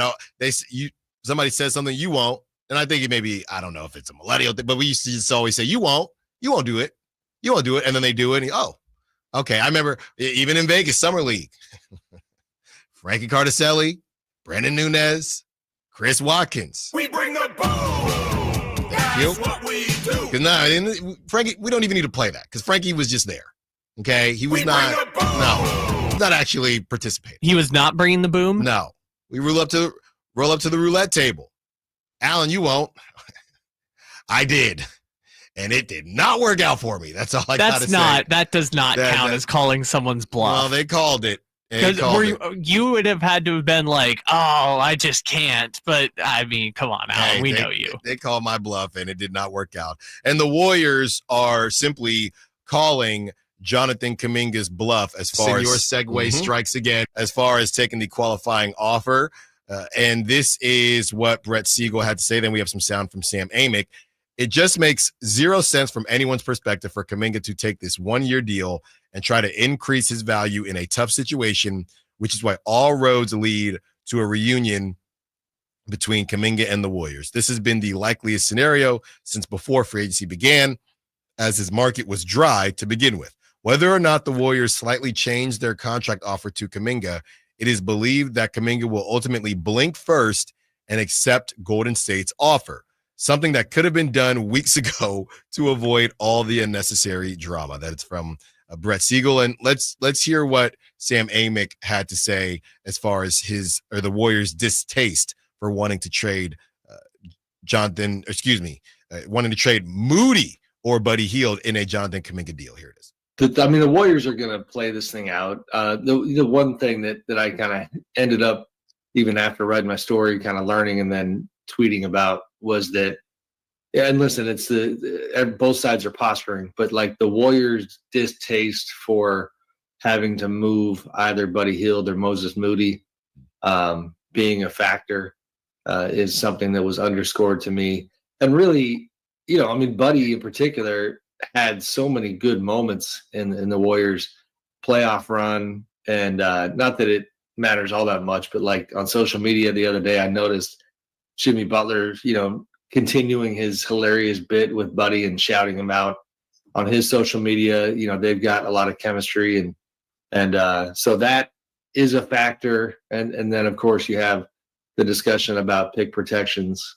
So on the Warriors side, while the two sides did talk recently, the Warriors side claims that the interest level is just not there, given the way it's constructed. There you go. And at this point, we kind of always felt like, well, I'm not going to say we, because some of us thought that it would have been done, 2 months ago. But we kind of always thought that this was a fun conversation. And, hey, if the Kings really want him, they might slightly overpay for him. And the Kings pretty early on said, no, we're not going to. They broke a little bit, or they bent a little bit and said, you know what, here go a protected pick for y'all. And the Warriors didn't find it to be enough. And that's pretty much it. That's pretty much all she wrote. Now, as Sam Amick has said, still 2 months, a lot can change, but kind of all signs point to the Warriors just saying, I just don't think you got it in you. I don't think you got it in you to take that qualifying offer. Because the thing about taking the qualifying offer, and we'd have to look back at the Nerlens Noel, what his plan was, right, for that. But I don't think it's a plan where you're not going to play, right? The plan is, I don't think that I'm being looked at as worth enough. I'm going to play, right? And we see this in other sports too, in a contract season. I'm going to ball out and play and show y'all what I'm worth. Jonathan Kaminga at this point is not even, he's not even the qualifying offer. It's one thing to take the qualifying offer, and we said the same thing with Josh Giddy. If you're starting, and yeah, you're taking a chance as far as your health is concerned, but if you have a great season, yeah, you're going to raise your price tag. But Jonathan Kaminga is taking a chance on a team that he has currently no real role on, and he's not starting. So he's taking this chance, and he has no clue if by the end of the season he would have raised his value or not. He'll get a better deal because he'll probably get a 3 or 4 year deal, maybe at the same AAV, which with the team option he probably would have gotten anyway somewhere else, because if the Warriors decline it, he would just sign somewhere else. So taking the qualifying offer when you don't know what type of playing time you're going to get, that is probably the scarier part than just, hey, I'm going to take it, and I know you're going to deal with the risk of injury, but hey, if Josh Giddey wants to take the qualifying offer and he's starting 82 games, it's a little bit different. So before I go into the Nerlens Noel point, I do want to say I do disagree with Brett Siegel's assessment that it makes zero sense for Kaminga to take the qualifying offer at this stage, because there's only $21 million in guaranteed money on the table. Right. The other one is a team option, which Kaminga has no control over. And in that scenario, you would take back a level of control by having the no trade clause, being able to hit unrestricted free agency next summer. You would get a level of control back by taking the qualifying offer. Now, is that worth giving up $13 million in guaranteed money? Depends how much he hates the Golden State Warriors, right? You get control and leverage back, but you have to give back a lot of money in order to do that. So 0 cents, I don't really agree with that. There is a rational argument for Kaminga taking the qualifying offer. Now, for the Nerlens Noel point, something I didn't realize is that is different between Nerlens Noel and Kaminga's situation. The injury concern was the reason why Nerlens Noel got kind of screwed, and what you might be worried about for Kaminga. If Kaminga gets hurt, then that money is not going to be guaranteed after that. But with Nerlens Noel, I kind of forgot this. He missed his entire rookie season with knee injuries. Yeah. And then was the starter on the Sixers for a couple years. But if you remember, he was starting when Joel Embiid and Jahlil Okafor were both on the team. So the Sixers just kept adding center after center after center, trying to find essentially the replacement for Nerlens Noel. I mean, they had decided at some point in the Sam Hinkie process that they weren't going to be in on Nerlens Noel. So the injury history was already there for Nerlens Noel before he got hurt on the qualifying offer, and he had already been traded once from Philadelphia to Dallas. So I'm just doing quick math. I think he missed like 40% of all his games in his first 4 years. And while Kaminga did have injury issues, I think Kaminga's played in like 80% of the Warriors games over the first 4 years of his career. So I think the injury concerns with Nerlens Noel were a little bit more intense than with Jonathan Kaminga. All right.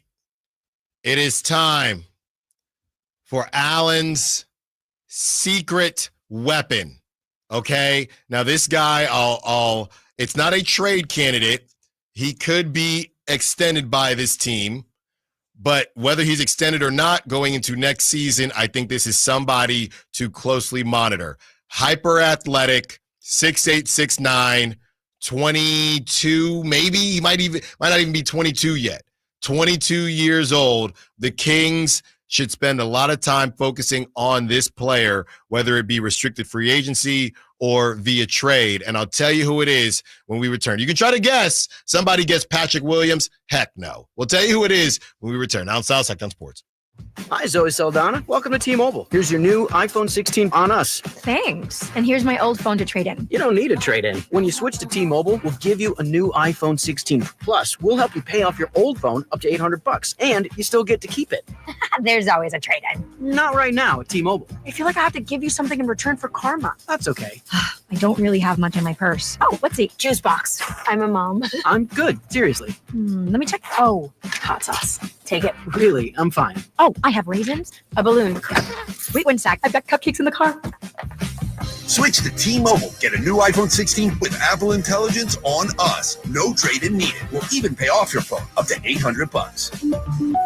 With 24 monthly bill credits, new line, $100 per month on experience beyond. Finance agreement $829.99 and qualifying board. For well qualified plus tax and $10 connection charge. Pay off via virtual prepaid card. Allow 15 days. Credits end and balance due if you pay off early or cancel. See T-Mobile.com. Drivers who switch and save with Progressive could save hundreds. With that kind of money, you could go big time on a fancy water bottle with ultra titanium alloy metal. You're not sure why you need all that. I mean, it just holds water, but you're getting it anyway. Because if you're hiking near an active volcano and you accidentally drop the bottle into molten lava, your water will still be icy cold. Switch to Progressive and you could save big time. For water bottles. Progressive Casualty Insurance Company and affiliates, not available in all states. Potential savings will vary. This is the story of the one. As a safety manager at a manufacturing plant, he does everything he can to keep his coworkers safe. From finding ways to reduce risks to keeping safety supplies in stock. And for that, he relies on Grainger. Grainger offers a broad range of quality products and next-day delivery, so he can always play it safe. Call 1-800-GRAINGER, click Grainger.com, or just stop by. Grainger, for the ones who get it done. Shake your body dry on a coastline. Zach Bryan, live in concert. Friday, August 15th, Golden Gate Park. Baptize me in a bottle of beer with Johnny. With Kings of Leon, Turnpike Troubadours, and Oving Hoffman. Oh, my revival. Zach Bryan. Tickets are on sale now at GoldenGateParkConcerts.com. Brought to you by your friends at Another Planet Entertainment. I'm Ken Korath with your Green and Gold Report, brought to you by Xfinity, introducing the 5-year price guarantee. One internet price, 5 years guaranteed. Well, the accolades keep coming in for A's first baseman Nick Kurtz. Based on batting almost 400 with a slugging percentage of nearly 1,000 in July, he becomes the 10th player to be named Player of the Month and Rookie of the Month in the same calendar month, joining the likes of Buster Posey, Mike Trout, and Aaron Judge. Welcome to Dugout Radio, the undisputed home of Boomtown Baseball. The Wi-Fi is booming with Xfinity, baby. Our next caller is Stacy. How do you stay locked in on every pitch and play? We stream it all live on Xfinity Internet with low lag, 99.99% network reliability, and speeds faster than a base runner beating the throw to home plate. I stream on my TV, tablets, even my smart fridge. Smart fridge. With all those games, we gotta refuel. Stream live baseball with Wi-Fi built for the biggest moments. Xfinity. Restrictions apply. Actual speeds vary, not guaranteed. There was always a crowd gathered around our dining table when I was growing up. Hi, I'm Frank LaRosa with a word about Naturewood Home Furnishings. Everyone was welcome at my mother's table, so holidays, birthdays, and celebrations always included family and friends. I used to think I was the most popular kid in the neighborhood until I realized that my friends were really there for my mother's incredible cooking. Years later, when I bought my own dining table from Naturewood, I made sure it was large enough to make friends feel welcome. And right now, during Naturewood Home Furnishings Dine in Style sale, you have an opportunity to find the perfect dining room furniture to help you create your own treasured memories. Choose from casual to formal or anything in between. Visit Naturewood Home Furnishings during the Dine in Style sale off Highway 50 at Hazel. Look for the water wheel.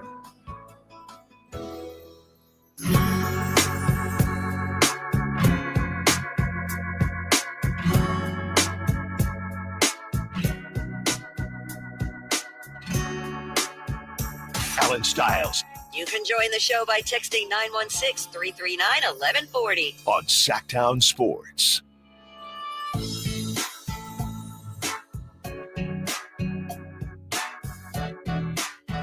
This guy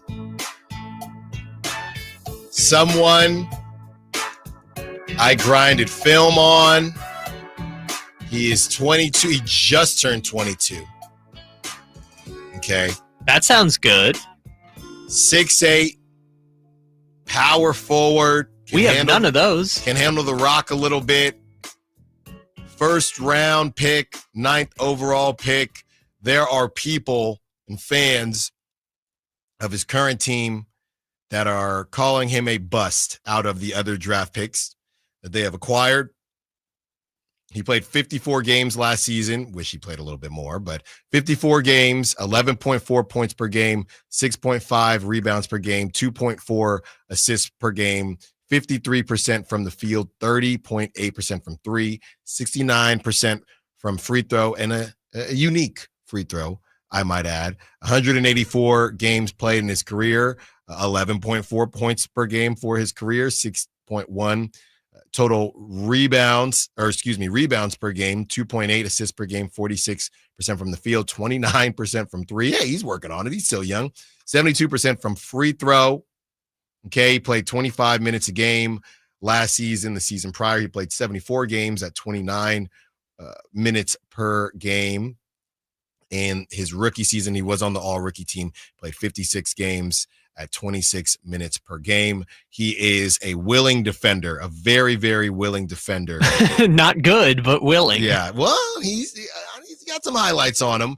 A young, willing defender that I think could be in the Jaden McDaniels realm type, okay? So this team might extend him, but even if they do, I think it would be at a pretty decent price, and ultimately, I think this team is just going to have bigger fish to fry.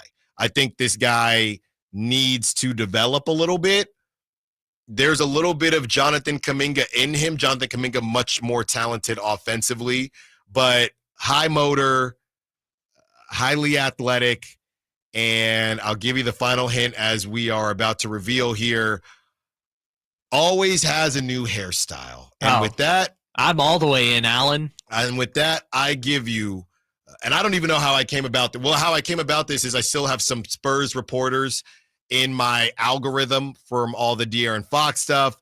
And apparently Jeremy Sohan is about to be, or is already up for an extension. And the question is whether or not the Spurs do that.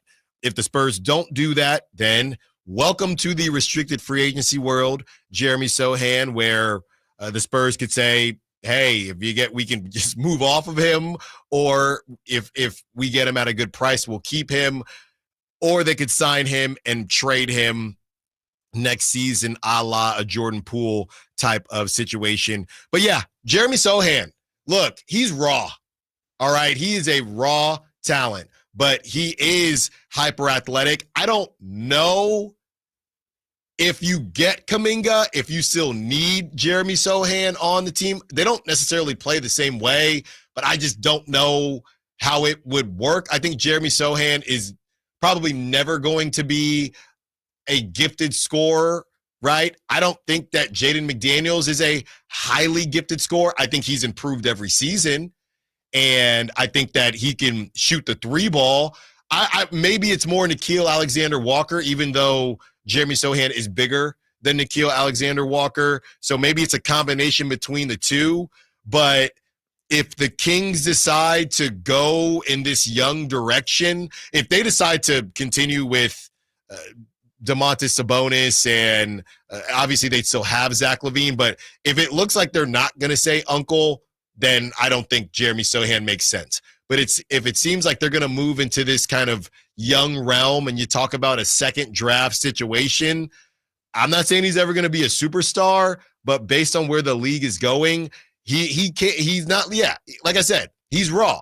He makes some highlight reel plays on the defensive end. He's not a perfect defender, but he's willing, he's long, he's athletic. I don't know that he'll ever get there offensively, but I don't know that he'll have to. He can handle the rock enough as well. He can run the break. He can finish the break. Once I saw the post, I went and I did some Jeremy Sohan digging, because this could be something that comes up sooner than later. We know the Kings have done deals with the Spurs in the past, but this is a name that I don't know that a lot of people are talking about. He's kind of memey, right? He's kind of dealing with maybe a little bit of bad PR. He's got the one-handed free throw, but I see the vision. I see why he went 9th. And I don't know if the Spurs, after getting De'Aaron Fox, you got Stephon. I know they're guards, but Stephon Castle, Dylan Harper, they might be looking to keep their options open and bring in somebody that's more ready-made to truly, truly contend, whereas I don't know if the Kings will be there. So I don't know how highly they are prioritizing a Jeremy Sohan. It's not as if they have a ton of similar types of players on the squad, but they might just say, we are going to improve that position, whether it's him or Harrison Barnes. We're going to improve that position through free agency or a trade or something like that. We're not going to pay Jeremy Sohan and hope that he improves. While I am all the way in on this being a target for the Kings, Allen, do you want me to throw my headphones through the glass at you right now by bringing up Jeremy Sohan? I was supposed to put that in the rundown. Do not bring up that they could have got him. It's a different regime, Kyle. We got to move on. But you're gonna make me angry. We got to move on. If we're gonna give up anything more to the Spurs to get a guy that they could have had in the De'Aaron Fox trade. He could be on the Kings right now. I hear you. We could have had him and Keegan Murray, the young, athletic wings, while we figure out our point guard of the future.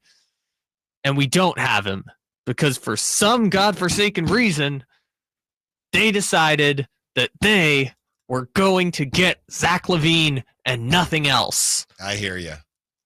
So while I love the idea of Jeremy Sohan on the Sacramento Kings as a starting power forward, being given a couple years of runway while the Kings are in this transition period, I don't think they're going to get him because they would have to trade either Malik Monk or DeMar DeRozan to do so. Players I don't think the Spurs really want. Right.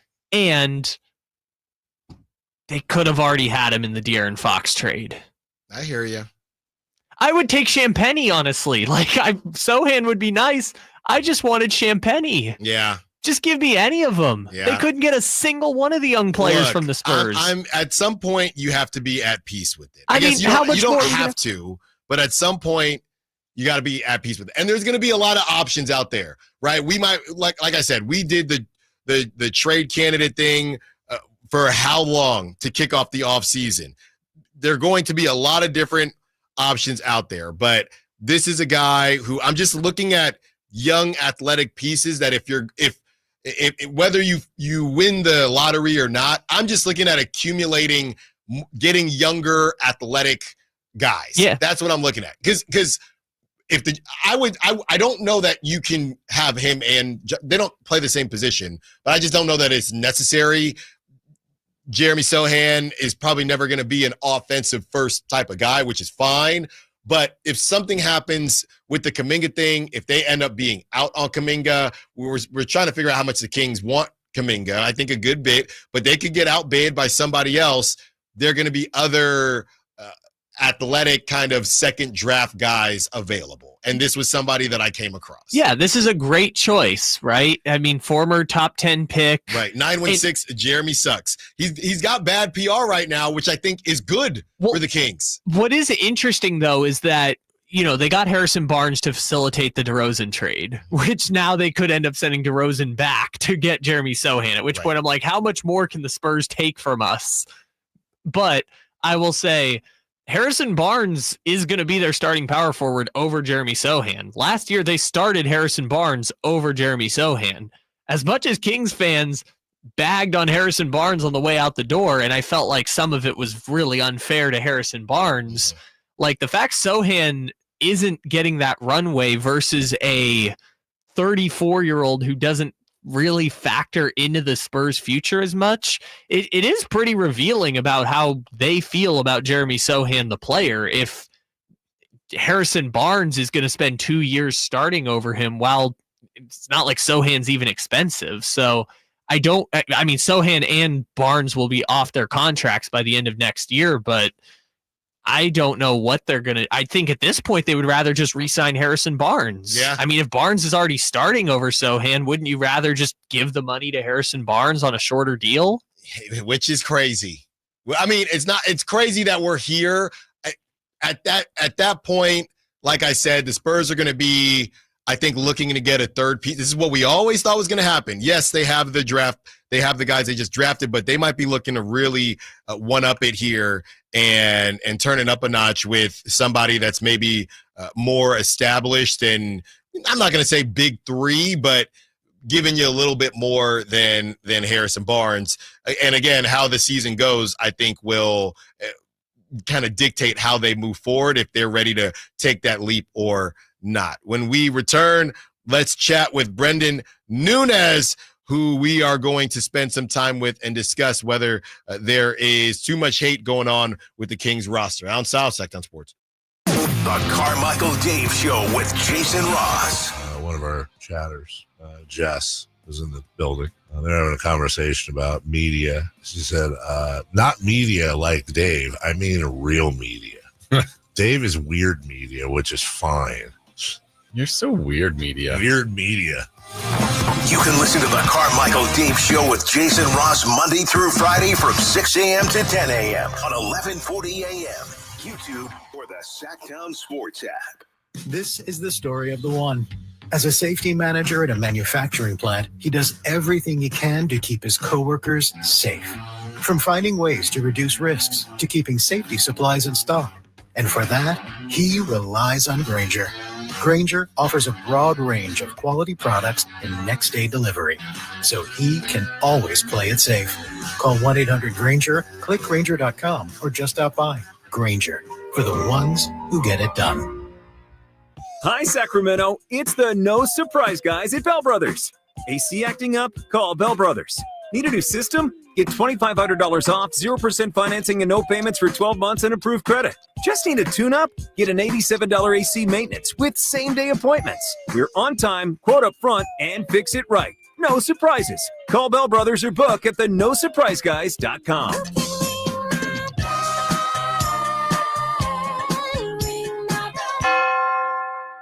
The Hagen Oaks Cutting Edge Putter Fitting Studio offers you more technology, more choices, and more service. Hagen Oaks wants to be your go-to total golf game fitter. With $30,000 worth of state-of-the-art technology ready for your fitting, Hagen Oaks will help you make your best putting stroke while finding the best putter design, shape, hosel, length, and loft for your game. Schedule your fitting at the Hagen Oaks Player Performance Studio by calling 916-808-2531. That's 808-2531 for more.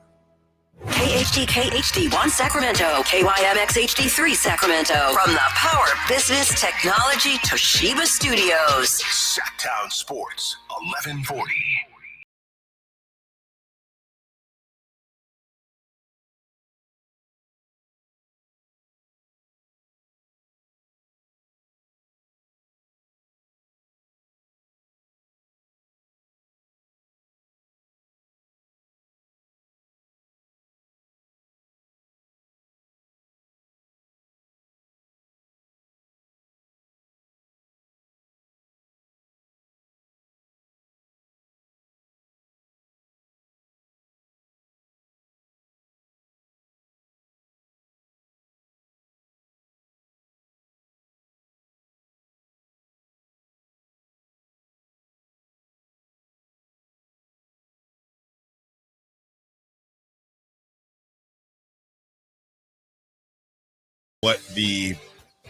What the Miami Heat are planning on doing.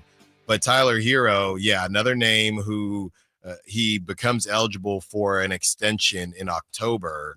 And Pat Riley, we know how he is with those extensions.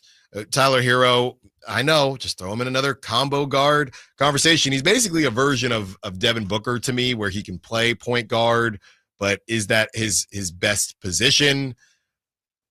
If you have made these moves, it's hard to believe that. I mean, Pat, you got to extend somebody. You got to pay somebody, Pat Riley. So he also will never trade Tyler Herro. Exactly. And you don't want to trade him. So I'm pretty sure that this won't be a problem, but you never know. You never know. Brendan Nunez joins us. Brendan, thank you so much for joining us, my guy. How you doing? What's up, man? I am doing well. As my voice decides to I go was out gonna there. say, are you doing I'm well? doing well. Yeah, that caught me off guard. I'm doing well. Can't Okay. complain. Thanks for having me, bro. Let's start here, Brendan. The roster, right? We've talked about it time and time again with DeMar DeRozan and Zach LaVine and the crew. I spent the 11 o'clock hour saying that I think that Scott Perry maybe doesn't believe that what he's hearing is overblown, but I feel like Scott Perry thinks that it's not going to be that hard. The guys that The Athletic, ESPN, that all these guys are just, just bagging on as far as the starters are concerned and how it doesn't make sense. I feel like Scott Perry just doesn't think it's going to be that hard to move off of them. And whether it is or not, it's only 2 more years of this. So it is what it is. His clock hasn't really started yet. He didn't make any of these moves or have any of these contracts. Now, I don't think his clock should start. We don't know that for certain, depending on how his boss feels about it. But I just think he's just not really tripping because you either get to move off of them during the trade, one of these trade deadlines this season or next season, or in 2 years, he's starting fresh. Yeah, pretty much. It's not his mess that he made, essentially. So he's walking into this, and like you said, the top of the roster, I think, is going to be reworked eventually. Mm-hmm. And primarily, you're looking at DeMar DeRozan, Zach LaVine. I think that Domas falls into that, but probably a tier below. Mm-hmm. I think that eventually DeMar and Domas will be off this team, like the 2-year timeline, right? And that there's no rush. The patient but prudent is the wording that you hear Scott Perry using all the time. Once or twice, yeah. He's got a couple things that he might repeat and hammer a point home. But I think that in the meantime, there's that identity aspect, and DeMar very much so falls into that. I would say the personality that Scott Perry is looking for. You never hear a bad thing about DeMar DeRozan. I think that's where the Russell Westbrook stuff comes from too, because honestly, I don't see the basketball fit in the greatest way. So to me, DeMar does provide you something temporarily in that aspect. Zach LaVine can score the crap out of the ball. I feel like people. He's at the point where he's probably underrated a little bit as a player, just what he brings on the floor, but also overvalued contractually, obviously, which factors into those conversations. So I agree with you. I think that it's essentially we got 2 years here where Scott Perry can continue to have these guys on the trade block, test their market, see what's out there, and wait until there's something that, hey, I think that there's a piece in this deal that makes sense for us to get back that's more beneficial for remaining competitive in the long term, because it's not like they're waiting to trade these guys for, failed draft picks that are second draft guys necessarily, even worse than like the Sohan that you're talking about, for example, right? I don't think it's to that extent. I think they will still try to remain competitive in the short term when they move these guys. And maybe that just means we're not taking on a big salary and we're okay with just getting to the point where they fully walk, to be honest. So very much so think that right now, it's waiting to rework the top of the roster. And in the meantime, try to fill out some of these complementary pieces that could be around more long-term. Like Jonathan Kaminga doesn't make that much sense for the team right now, in my mind. That Jeremy Sohan doesn't make that much sense for the team right now. But the team's not going to be very good right now, to be honest. And I think that you should be thinking a little bit further ahead with the thought that DeMar, Zach will continue to be on the market, and 2 years max, they will probably be on another team. Yeah, I'm still, and I'm sure you heard my fights with the Russell Westbrook fan base, the Russell Westbrook hive. A little bit. They were on me. They were on me all night. I didn't know they were still. I had to mute it. They're out here. Yeah. Don't play. Yeah. Do not play with the Brodies. That's what I'll just call them, the Brodies. Do not play with them. But I really, after talking with them, and obviously they think Russell Westbrook is the best player ever, but it really kind of confirmed with me how little sense this does make. Because I continue to say, if the Warriors said yes, let's say the Kings said unprotected first pick or first round draft pick, Devin Carter and Dario. Okay, cool. How much time was Devin Carter? Is Devin Carter going to get on this team, right? 10 minutes, whatever it is. That doesn't help Russell Westbrook to me. So I think it's more about the Malik. It's Malik. Trade. It's Malik. So if you don't move Malik, I really don't see. You can move Devin Carter tomorrow. I don't see how this Russell Westbrook thing makes sense. It's almost, and obviously the reports kept coming out. That's fine. And even Matt George said either one, right? He had said looking like Malik Monk or Devin Carter. I just don't see how it could be Devin Carter, and that makes Russell Westbrook feel any better. I don't see it unless you're just talking about straight up beating somebody out and Malik not playing, or, you know, Malik or Keon not playing. And we talked about this to kick off the show. Jeremy Lin might be better than Tejan Salon or somebody right now, but you get to a point where you're trying to develop talent. I'm not personally trying to play Russell Westbrook over Devin Carter or Keon Ellis or even Malik. I'm not trying to do that. That doesn't help anything. Yeah, I think that's fair. I also, credit to you. First segment, we already got Tejan Salon shout out in here. It was good work by you. Oh, he said it about 3 segments. Look, fair enough. He's still figuring it out. He's your guy. Yeah. It's early. Early. I talked about it with him, Brennan, but how funny is it that the guy he was all in on going into a draft, like a draft he actually cared about, ends up being like the biggest draft bust of the last 5 years. It's early. The biggest draft bust of the last 5 years is crazy. It's not that bad. I will say. There are some bad ones. The fact that he's the 6th pick and just cannot get on the court is insane. He's no Johnny Davis. No, who's our guy? He's the guard. There's a lot of guards. He was he on the Pistons? Are we? Lefty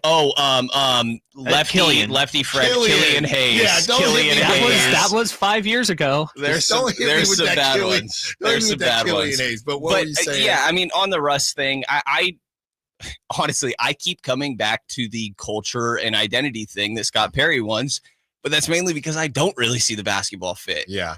And to the Devin Carter point, like, yeah, you do want to develop your youth a little bit more.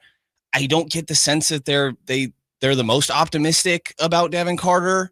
And so maybe that's why you go to Russ over him in that scenario. Russ helps you get your pace back. It feels like Dennis Schroeder falls into that same thing. Maybe they are trying to get a high-paced offense back a little bit with this group. What are you playing? But again, you're playing him over Malik Monk? No, not. I mean, I think that Malik gets a few less minutes because Russ is on the team, because Malik is then more functioning as a 2. He's not your backup 1, you know? Yeah. But I mean, honestly, I don't have names off the top of my head, but like they need forward depth more than point guard depth at this point. Chris Boucher was right there. I don't love a Chris Boucher, but like they need something. Well, they need something. But the other side of it that I will acknowledge, sure. I love some coffee, you know. This is where we're at. This is where we are at.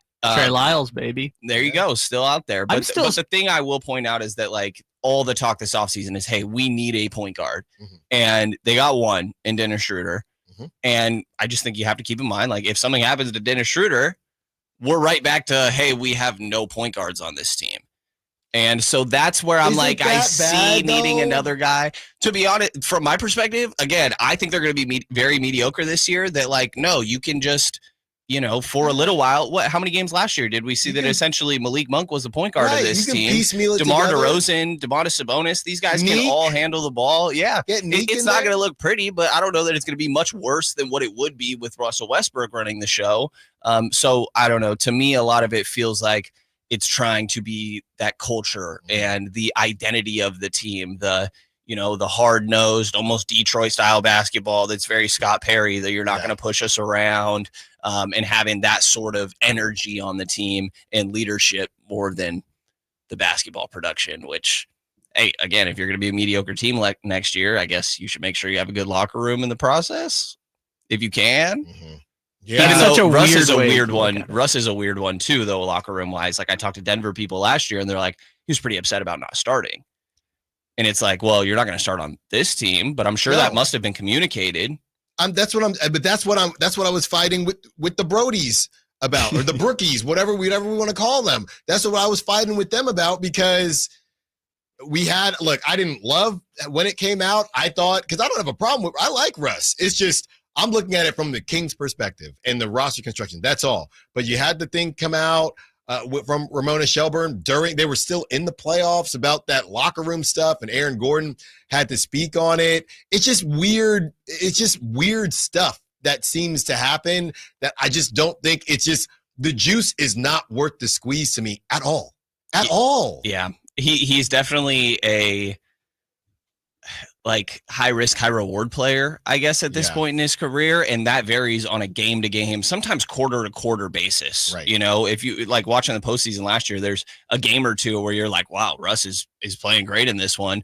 And then those same games, he can just do some blunder at the end of the game that you're like, what in the world just happened? Right. But that's the experience that you're signing up for and living with at this point. And to be fair, you're probably saying the same thing about Malik Monk, about Devin Carter to an even greater extent. Yeah, but they're learning. They are. Yes, there's Maybe like not, the upside sell there. And both of them, really, because Malik, even as a point guard, that he's still learning. Malik could definitely still get better as a player. Right. You're not making bad decisions for no reason. Right. Russ, these are assumed future bad decisions for no reason. Yeah.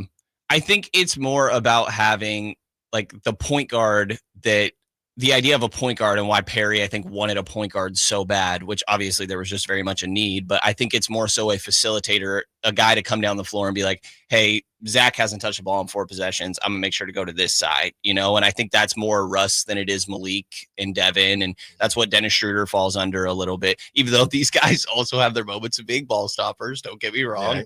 Right. But I think that they fit more into like the traditional point guard. I'm going to make sure everybody is staying involved, keep the energy up on both ends of the floor. Perry's big on like, hey, you're setting the tone defensively as well, which, hey, Russ isn't a great defender, but he's going to go out there and try. You're not going to question his effort in the slightest when he's out there. So I think you're catering to that a little, but I think I'm more with you than the Brodies here, that it's a pretty questionable fit. I think what I'm saying, and I'm not going to beat around the bush because it is what it is. You know, we're all allowed to have our opinions. And yeah, I just think that the idea of Dennis Schroeder and Russell Westbrook together just makes no sense. I think that's very fair. I just think it doesn't make sense. If you wanted Russell Westbrook, how much they were committed to Dennis Schroeder, they should have known that Dennis Schroeder and Russell Westbrook together on a team just doesn't make a ton of sense. If you wanted Russell Westbrook, you go get a Trey Jones, right? And you do Trey Jones and Russell Westbrook, or even his older brother. You do a Tyus Jones and Russell Westbrook. You do something like that. You don't commit to coming off of Russell Westbrook playing 27 minutes a game for a team that actually went to the playoffs. He played 27 a game last year. Yes, brother. That's crazy. He did. Yeah. Well, he was also starting earlier, and then they decided, hey, we're better with Christian Brown at the starting 2, and they were exactly right. So you can't look at that, sign Dennis Schroeder. You can do it if you don't already have 17 guards on the roster, but you already have 17 guards on the roster. Yeah, but no point guards from their perspective, and I guess that you're just trying to add some depth there and guys that, again, the biggest thing that Scott Perry says that he wants for this upcoming season is establishing an identity. And if you feel like Russ fits that more than Malik Monk, then from his perspective, the point guard is really the one that is setting the tone and setting that identity possession after possession. And if you feel like Russ fits that, then in my mind, that's what feels like the logic here. Here's a thought, and I'm thinking about this. I'll probably even rebake this tomorrow, but here's a thought. You really want Russ, right? Or that's what it seems like. You really want Russ, and Malik Monk seems to be the odd man out. Do you think it's possible? And I know Carmichael Dave reported earlier this week, the Kings are very open, right? Or they are completely fine with going into the season with Malik Monk on the roster. There's no bad blood. It's just, it is what it is. And everybody kind of understands we have too many of the same position, very similar to the Blazers. Could there be a world as they move away from Jonathan Kaminga, and Malik Monk has been dangled in trade talks from the point the confetti fell on OKC's floor? He was dangled in trade talks. Could there be a world where he just gets moved for somebody else because Scott Perry just comes to a point where I want Westbrook. 2, I can't go into the season with not necessarily Malik, but I can't go into the season with this many combo guards. Could you see a world where, I don't know, at the buzzer, it's Malik for PJ Washington, You add in a 3-4 and PJ Washington. Malik is gone now, and now you add after PJ Washington, you add in Russell Westbrook because Malik's 25, 27, 30 minutes is gone. Do you think that could be something that pops up before we get to training camp and the preseason, or do you think they just handle or not handle it once the season starts? So like Russ signs with a contingency and like it known, hey, we're going to trade Malik at some point. Yeah, it's not the Kaminga thing. Fine. Right. Warriors, do what you want to do. And I don't know if that also connects to how much the Kings want Kaminga, because if he does sign that deal, then they don't want to trade Malik because they'd want to keep that contract for December or January when he's available. So it all weirdly comes back to Jonathan Kaminga, but let's just remove Jonathan Kaminga for a second. The Kings, fine. We had some fun with that. We've moved on. Do you see a world where they say, you know what, let's go get PJ Washington. Let's go enter a $15 to $18 million player for Malik Monk, and so we can bring in Russell Westbrook? I think that there's like an effort to do that currently, but again, it's a patience somewhat that, Scott Perry isn't just going to trade Malik just for the sake of bringing in Russell Westbrook. Like you're still going to make sure you are getting value for Malik Monk, because like, what are we really talking about? Malik Monk is clearly a much better player and much younger than Russell Westbrook, but I would also say that his archetype seems to be lowering in value. Like there wasn't a better offer out there when he re-signed with the Kings. There clearly had been like shopping him this offseason, and I don't think there were great offers on the table, or they probably would have jumped on something. You see Jordan Clarkson go pretty much unsigned and then make his way to New York. Cam Thomas can't really come up with a deal, even if he may be overvaluing himself. Like, I think that archetype of player is lowering in value currently, and kind of seems to be like at a borderline all-time low. Yeah. And it feels like that has to climb back up, or just take the right circumstances. And what I'm getting at is that, like, I think at some point at the trade deadline, a team could be like, hey, we really need one more ball handler. Funnily enough, I kind of think it could be the Warriors. Yeah. They're relying on Podziemski a lot after Steph and Jimmy Butler. But there could be a lot of teams. It could be Miami. You could look in a lot of different directions where a team just identifies, hey, we need this one more guy, and Malik happens to fit that. But I don't think that has anything to do with Russell Westbrook, to be honest. It feels like the Russell Westbrook stuff has more to do with him wanting to make sure there's already a role before he commits to somewhere, because clearly there's interest from the Kings side. I'd imagine if they could do a situation where, hey, look, we're trying to do this, we just don't have anything lined up yet, that Russ would probably already be agreed to being a member of the Sacramento Kings. So that feels like it's more so from his side, but the Kings don't need to rush. And like, you don't need Russell Westbrook on this team. Right. I think that they like him, but I don't think that they are doing anything desperately and thinking, oh my gosh, this is going to make our team so much better next year. Like, it's unfortunate. Next year is sort of, you're killing time a little bit. Like we talked about at the beginning, with you're waiting to rework the top of this roster, and you're trying to get nice pieces on the back end in the meantime. And like, Russ is not one of that, so you're not just going to move Malik Monk just for the sake of moving him to bring in Russell Westbrook. I think it's about waiting for a deal where it makes sense. He's also your matching salary, like you're pointing out, that, hey, if that's what's holding you back from signing Russell Westbrook, my guess, and this is more reading tea leaves rather than actually reporting anything, is that you'd rather just hold on to Malik Monk and keep that flexibility rather than, hey, trade him for nothing. Like if a PJ Washington's on the table, like you're talking about, I think that's a good deal. But if it's a, hey, we got to really dump him for essentially nothing to bring in Russ, I don't think that's the way they would go about it. So you feel as if, and it's been, look, he's been part of the Pistons conversation, and obviously he was a part of the Warriors conversation. They have gone around, because a lot of people will say, what's this Malik Monk stuff? Why has he got this negative it's not negative PR. It's just, this is the two deals that the Kings have done or been heavily connected to. Malik Monk has been in those conversations. So I think we can assume that they have reached out to other teams and they have not liked what they've heard back for a Malik Monk return, right? If it was a PJ Washington, they're probably in on it. Maybe the Mavs are thinking, no, we want to see what Cooper Flagg does first. Yeah, Spencer Dinwiddie. Yeah, we got some guys. We're solid here. So maybe that's where they're going, talking to the Brodies or going back and forth with the Brodies. They think that Russ has cut off conversations with Eastern Conference teams because he wants to stay in California, like the Chris Paul, all these older guys with their families. I don't know that I buy that. I don't know. And they did not have actual reports on it. I don't know that Russ, I guess what I'm saying is Brodies or no Brodies, I don't know that Russ has a ton of other options because I don't know that if he did, he'd be waiting around for a second. Right. I don't think the Kings are super pressed to acquire Russell Westbrook. At least they shouldn't be.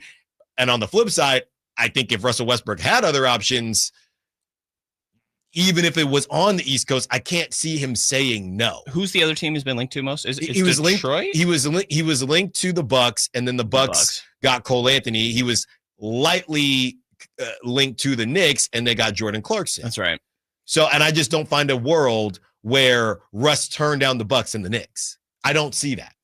Yeah, again, it feels like he's probably very focused on, okay, what's my role going to be on these teams? Right. And I think if he was satisfied with the role a team was offering, then he would have picked up somewhere, which includes the Kings. And that's why it feels very much like what's been reported, that he's waiting for a role to open up via trade. And maybe that means Devin Carter, maybe that means Malik Monk, or he, maybe that is his preference if that deal were to happen. And then he has another deal essentially waiting to, hey, if that doesn't, then I'm just going to go down this path, you know, because to be waiting this long, it clearly the Kings have interest, and maybe there's a world where which it feels like what you're getting at, that there's just nothing else out there, and he still just does join the Kings, even though they still have these guys on the roster. But again, it feels like if you didn't have other options, that maybe you would just play it patient and wait and see how this goes. But in my mind, if you had other options, you probably would have jumped on that by now, or else you're going to run into another scenario where whatever team you're keeping in your back pocket goes and gets their version of Cole Anthony, and then ends up eating the minutes that you saw as potential. So I think there is a world where Russ just sees no better option and the Kings could get a deal done. It's not like there's a crazy market out there for Russell Westbrook. They could still get a deal done and keep these guys out there. But in my mind, it makes sense for Russ to also have another option in his back pocket if this is his preference, contingent on a trade being done. As far as how I feel about it, not playing Russ over some of the young guys, that's one thing. But Doug Christie's job is to win games. And if I'm Russell Westbrook, if Devin Carter gets moved, if I'm Russell Westbrook, and we know how Russell Westbrook is, he does not give a you-know-what about Malik Monk, Keon Ellis, or anybody. He's going to believe, and that's kind of how Doug Christie appears to get down. So if they bring him into the fold, I think they're not going to be beholden to Russ is on a minimum deal and Malik's making $18 million. I think it's going to be, and this will be fun for fans, I think it'll be a dogfight as to who's going to get that playing time. That's all fine and good for this season. If that's the case, I'm fine with him taking Malik minutes, because at this point, clearly Malik is not in their long-term plans. I would be against, if you want to move off of Devin Carter for Westbrook, fine. Whether I agree with it or disagree with it, fine. But I would be more so against Nick Clifford having to spend time in Stockton, or Keon Ellis not get, kind of battling it out for time. Right. That's the type of stuff where I just don't think makes a lot of sense. But if they want to kind of pocket Malik Monk and Russell Westbrook and have them battle it out, since they're probably going to move on from Malik at some point anyway, I'm okay with that. Yeah, and I think that that's where you kind of just have to trust your coaching staff, right? I don't think that they're in a position where they're going to be playing the younger guy that's worse than another option. You know what I mean? I think that to your point, Doug Christie's job is to try to win games. He's going to try to do that as much as possible. And you'd like to think that, hey, if Russ is on that team and he's just a better option in a scenario than Malik Monk, it's just that black and white, that they're going to go in that direction, that if Russ is a worse option, that he's not going to be playing. But it's not always that simple, obviously, as you know, and all the listeners will know, there's a bunch of politics involved in all this. Russ has played for a very long time, obviously cares about the role that he is going to be playing on whatever team. I think that's why there's this holdout that's obviously going on. So, I mean, I think that, again, you just have to trust your coach's evaluation there. And that also, Russ is a good mentor to some of these young guys, like a Nick Clifford. Even if he plays less minutes because Russ is on the team, it might be more beneficial for him long-term to learn from Russell Westbrook, even if that means he plays 200 less minutes this year, but he got the mentorship of Russ. Domas will tell you how great Russ was. Domas was Russ's rookie when he came into OKC, and De'Aaron would talk up Russ all the time. A lot of players in the league look up to Russell Westbrook. And I think that work ethic is he's borderline like mama mentality type guy, and DeMar DeRozan is that as well. So I think there is the off the court value that Russ brings to these rookies as well, even if he's hindering their playing time a little bit in year one. Brendan Nunez, thank you so much for joining us. Great stuff, man, as always. No problem, sir. Thanks for having me. When we return, a deal almost happened with the Miami Heat. There is another name in Miami that the Kings should, would, or could be targeting. Allen Stiles, Sacramento Sports. This is the story of the one. As a lineman, he does whatever it takes to keep the power on in his community. And he wants a partner like Grainger who does the same. Grainger offers the professional-grade products he needs, from voltage detectors to harnesses to hard hats, plus fast, dependable delivery, so he can rise to every challenge. Call 1-800-GRAINGER, click Grainger.com, or just stop by. Grainger, for the ones who get it done. Progressive knows when you're on your boat, you're already on vacation. And Vacation You forgets all your worries. Vacation You doesn't even keep track of time and knows that time is a meaningless construct designed to control us, man. But Regular You knows you don't want to be too far out in the water after the sun goes down because Vacation You doesn't know how to navigate in the dark yet. Vacation You and Regular You really need to get on the same page. So bundle your boat with your home or auto policy and earn an automatic discount from Progressive. And spend the savings on the both of you. Progressive Casualty Insurance Company affiliates and other insurers. Not available in all states or situations. And we're back, live during a Flex Alert. Dialed in on the thermostat. Oh, we're pre-cooling before 4 p.m., folks. And that's the end of the third. Time to set it back to 78 from 4 to 9 p.m. Clutch move by the home team. What's the game plan from here on out? Laundry? Not today. Dishwasher? Sidelined. What a performance by Team California. The power truly is ours. During a Flex Alert, pre-cool, power down, and let's beat the heat together. Come check out Capital Casino, Sacramento's #1 poker room with the most variety of table games in the region in a safe and friendly environment. Plenty of well-lit parking available, conveniently located in downtown Sacramento. And remember, Capital Casino has the best food, the best service, and the best action. 411 North 16th Street in downtown Sacramento. For more information, log on to capital-casino.com and please gamble responsibly. 1-800-GAMBLER. Everybody knows that Sacramento Chrysler Dodge Jeep Ram is the spot to get yourself a brand new car. That's why people are coming from all over. Folsom, Elk Grove, Woodland, Roseville. But they also have the best selection of pre-owned vehicles. All makes and models, every one of them top quality, hand-selected by General Manager Chuck Dean. Over 70 vehicles below $30,000, over 25 below $20,000. You can see that full lineup at SacSuperstore.com. And if you find a lower price somewhere else, they'll match it. And on top of that, the best car buying experience anywhere. Sacramento Chrysler Dodge Jeep Ram. Shaking body dry on a coastline. Zach Bryan, live in concert. Friday, August 15th, Golden Gate Park. Baptize me in a bottle of beer with Johnny. With Kings of Leon, Turnpike Troubadours, and Oline Hoffman. Oh, my Zach Bryan. Tickets are on sale now at GoldenGateParkConcerts.com. Brought to you by your friends at Another Planet Entertainment. Get ready for a night out with Jordan Davis. It's Country in the Park 2, Saturday, September 13th at Cal Expo. Along with special guests Mitchell Tenpenny, Locash, Vincent Mason, and Abriana. Make it a family day out with food trucks, games, dancing, and more. Saturday, September 13th at Cal Expo. Sponsored by the California Army National Guard and Hop Valley Brewing. Tickets at CITPFest.com. Summer's flying by, and that back-to-school checklist, it's growing fast. New backpack? Check. School supplies? Check. Dentist appointment? Let's fix that. Kids Care Dental and Orthodontics is making it easy to cross dental checkups off your summer list fast with priority scheduling for new patients and kid-friendly care that makes them smile. It's one less thing to worry about before fall. Call now or book online at kidscaredental.com. That's kidscaredental.com because healthy smiles should be the easiest thing to check off your summer list.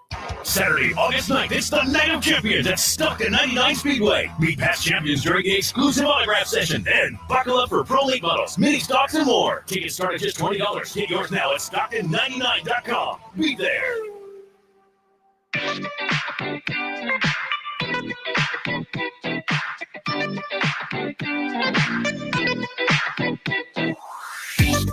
Allen Stiles. Watch the show on youtube.com/Sacktown Sports 1140.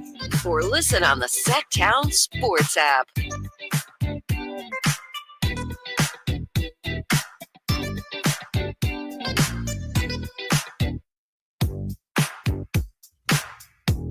Thanks to Brendan Nunez. Great stuff from Brendan as we discussed all things Sacramento Kings. And yeah, that is, I guess, the most obvious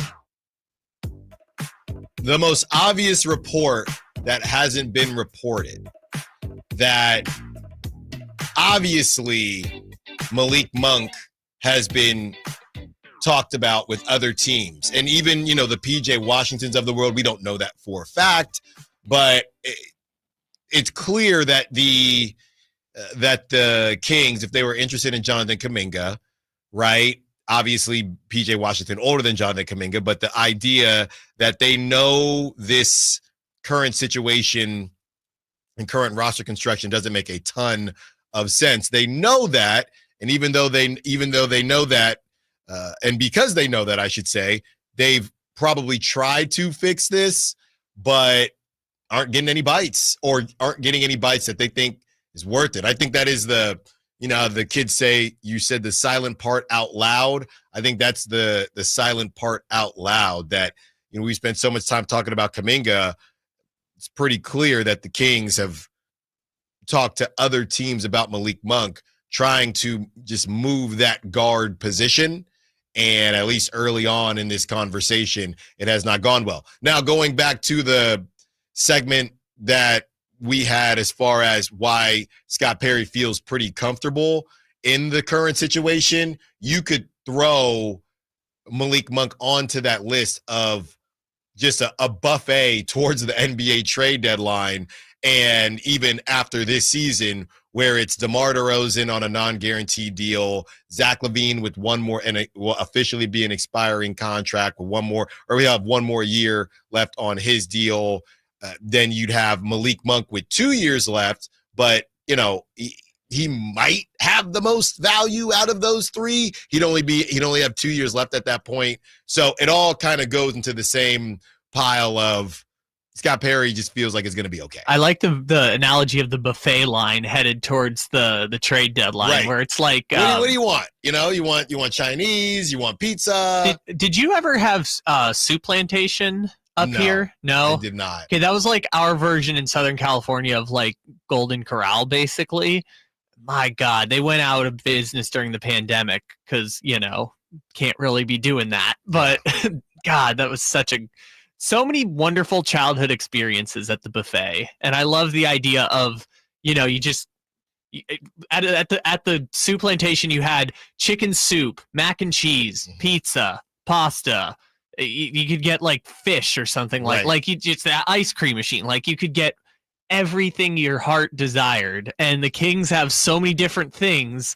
And any team can come up and be like, we would like it's the buffet of two guards, but you could just come up and shop for any kind of two guard that you like. So yeah, you could put Malik Monk in that conversation, and there might be teams, we're good right now, but holler at us at the trade deadline and maybe things will be different. Well, let's throw in another 1-2 guard. And I think this guy can really play the point guard position. Senor Segue strikes again. I don't know if he's best positioned to do that, but he's doing it on his current team, and it's very Devin Booker-y how he's every year it's a bit different. And this is a guy who has really got a little quiet the last couple years, started out hot, not really sure who he's going to be.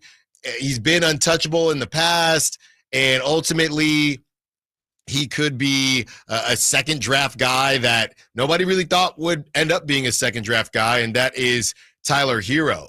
This is from Clutch Points. Tyler Herro becomes eligible for a 3-year extension worth nearly $150 million with the Miami Heat in October before the start of the 2025-2026 season. This is a situation teams are keeping an eye on, as Pat Riley has always been cautious with giving out extensions. See Jimmy Butler's situation for details. A decision to extend or not extend Herro will tell the tale of how the Heat view themselves in the East. I would be dumbfounded if the Heat, and we've already joked about how the Heat just have, they're just the Kings with a couple of banners from LeBron going there. And I know Pat Riley has done it. So disrespectful. Well, I know, look, they won with Dwayne Wade, don't get me wrong. But this last iteration, this most recent iteration of the Heat, and yes, they had Jimmy Butler. They went to a finals. It didn't make any sense. Yes. But they just refuse. Nobody thinks the Heat are going to win within the last 3 to 4 years, and they haven't. Let's call that like 1 year. Because, again, they were in the finals 2 years ago. I did not think they were going to win. Not for a second. They were still in the finals. But I didn't think but nobody thought they were going to win. Yeah. Okay, yes. Once they got to the Nuggets series, no one thought they were going to win. That's my whole point. No one thought they were going to beat the Celtics, and they beat the Celtics. But it still ended the same way. Nobody thought that the 8 seed was going to beat the 1 seed. And look, Kyle, I hear you. Ultimately, the Heat don't scare anybody. At your point, I would just say since Pat Riley told Jimmy Butler to shut up and stop trolling. I think prior to that, no, they don't scare anybody. They haven't scared anybody for a year and a half. Longer than that. That's your opinion. I haven't been scared of the Heat in a very long time. And we can have Heat fans on that probably feel I literally, as a media member, he doesn't cover the Heat. I won't out him, but he literally he covers a different team, but he's a Heat fan. He's like, man, this is the same. We're just stuck in the middle. Now, but for 4 years they went to 2 finals and Game 7 of a third conference final. Nobody thought they were going to win. Nobody thought they were going to win. Keep going with Tyler here, which, by the way, he's got 2 years and $64 million left on his deal. I don't see how they don't extend him, but if they don't, where does he fall on the list of options? Right? Is he a number 2 on a championship team? Is he a number 3 on a championship team? I don't know what to do with Tyler Herro, but I would take him on the Kings in a heartbeat. Well, he was a number 3 on a team that went to a championship, even though you were not scared of them at all. But I will also point out the Heat just don't make sense, because in 2023 he broke his wrist and missed like the whole playoffs. I think he came back in the finals, but like missed the entire playoffs. And they still went from the 8 seed to the finals. So it didn't really look like they missed him all that much.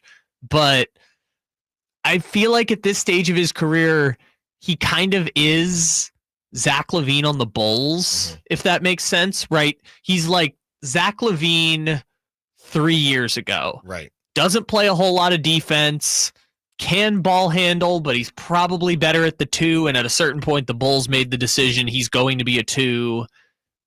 I think whatever your opinion of Zach LaVine was 3 years ago is about what Tyler Herro is. Because Zach LaVine is still I would say a $30 million a year player in the NBA, which is exactly what Tyler Herro makes right now. And no one's like, wow, look at how underpaid Tyler Herro is. I don't think there's that many people that are really thinking he's that guy. Who's better, Tyler Herro or Austin Reeves?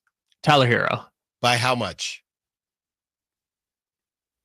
A tier, right? If I'd say Austin Reeves will never be able to be a number 2 on a contending team. I think Tyler Herro can be a 2 on a team that gets a top 4 seed in the East. I think he needs a better number 1 than Bam, but I think he can be a number 2 on a team in the East that's a top 4 seed. Yeah, he's better than Austin Reeves. I also think Austin Reeves is a little overrated, but he's better than Austin Reeves. I would for sure take him on the Kings. My only fear, and it's all these dang Kentucky guards, my only fear would be we'd find ourselves in a De'Aaron Fox-esque situation where, hey, we got Tyler Herro, but we have Tyler Herro as a bonus, but we still need someone better. Yeah. If tier 1 is like Devin Booker, Donovan Mitchell, he's in that tier 2 group of guys. Like, I'd say he's a top 40 player in the NBA. I won't say top 30, but I'll say he's probably in that 31 to 40 range. The Kings decided, if nobody else might expect the Kings to win, but they do. What other situation similar to the Kings where they have leftover players with a new coach, a new GM, but they still have expectations? We'll tell you that list when we return. Now on South Sacktown Sports. You never know what you might hear when listening to a Sacramento Kings game. Out of Keegan, going for another triple. Man, is he feeling it. Keegan, can he do it? Yes, there's number 11, Keegan Murray. Keegan steps back. He just knocked down his 12th three-pointer, a Kings franchise record. He's got 45 points. Never miss a moment of Sacramento Kings basketball with Sacktown Sports and the Sacktown Sports app. Some things can steal your sunshine. Ugh, I just got my hair done. Sorry, the cooler's broken. Anyone see my flip-flops? Anyone? But COVID-19 can steal a lot more. I just took a COVID test. Ugh. Prescription medications for COVID exist. If you test positive this summer, ask your doctor if they're right for you. Visit PfizerForAll.com/COVID-19 to learn more. Sponsored by Pfizer. Americans may not agree on much, but we agree on Social Security. We all pay in. It ought to be there when we need it. Social Security could face a funding gap in less than a decade, and I don't want to see a pay cut. I'm with AARP in the fight to protect the Social Security we earned. Pledge to protect Social Security at aarp.org/weearnedit. That's aarp.org/weearnedit.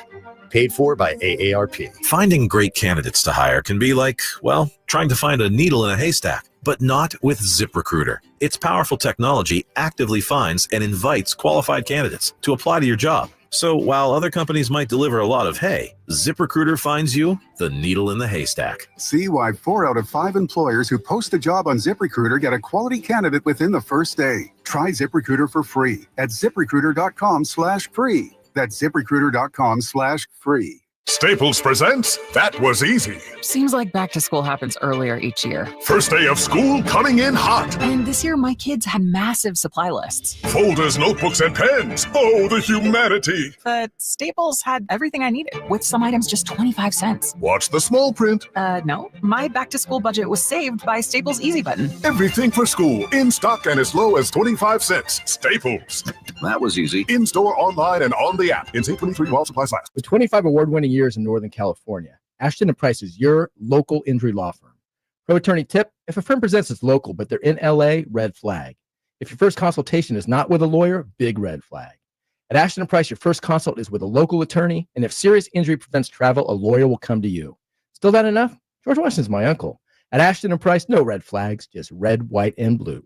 Remember, for the best advice, don't think twice. Call Ashton & Price. Looking for family fun, thrilling baseball, and unforgettable memories? Come out to Sutter Health Park and catch the Sacramento Rivercats in action. Great games, great food, and great times await. Get your tickets at rivercats.com.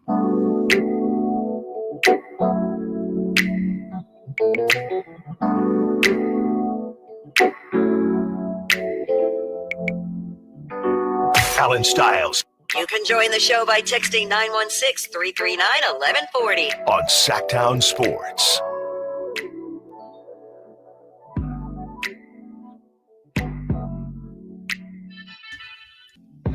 Nine 916-339-1140. Call line, text line.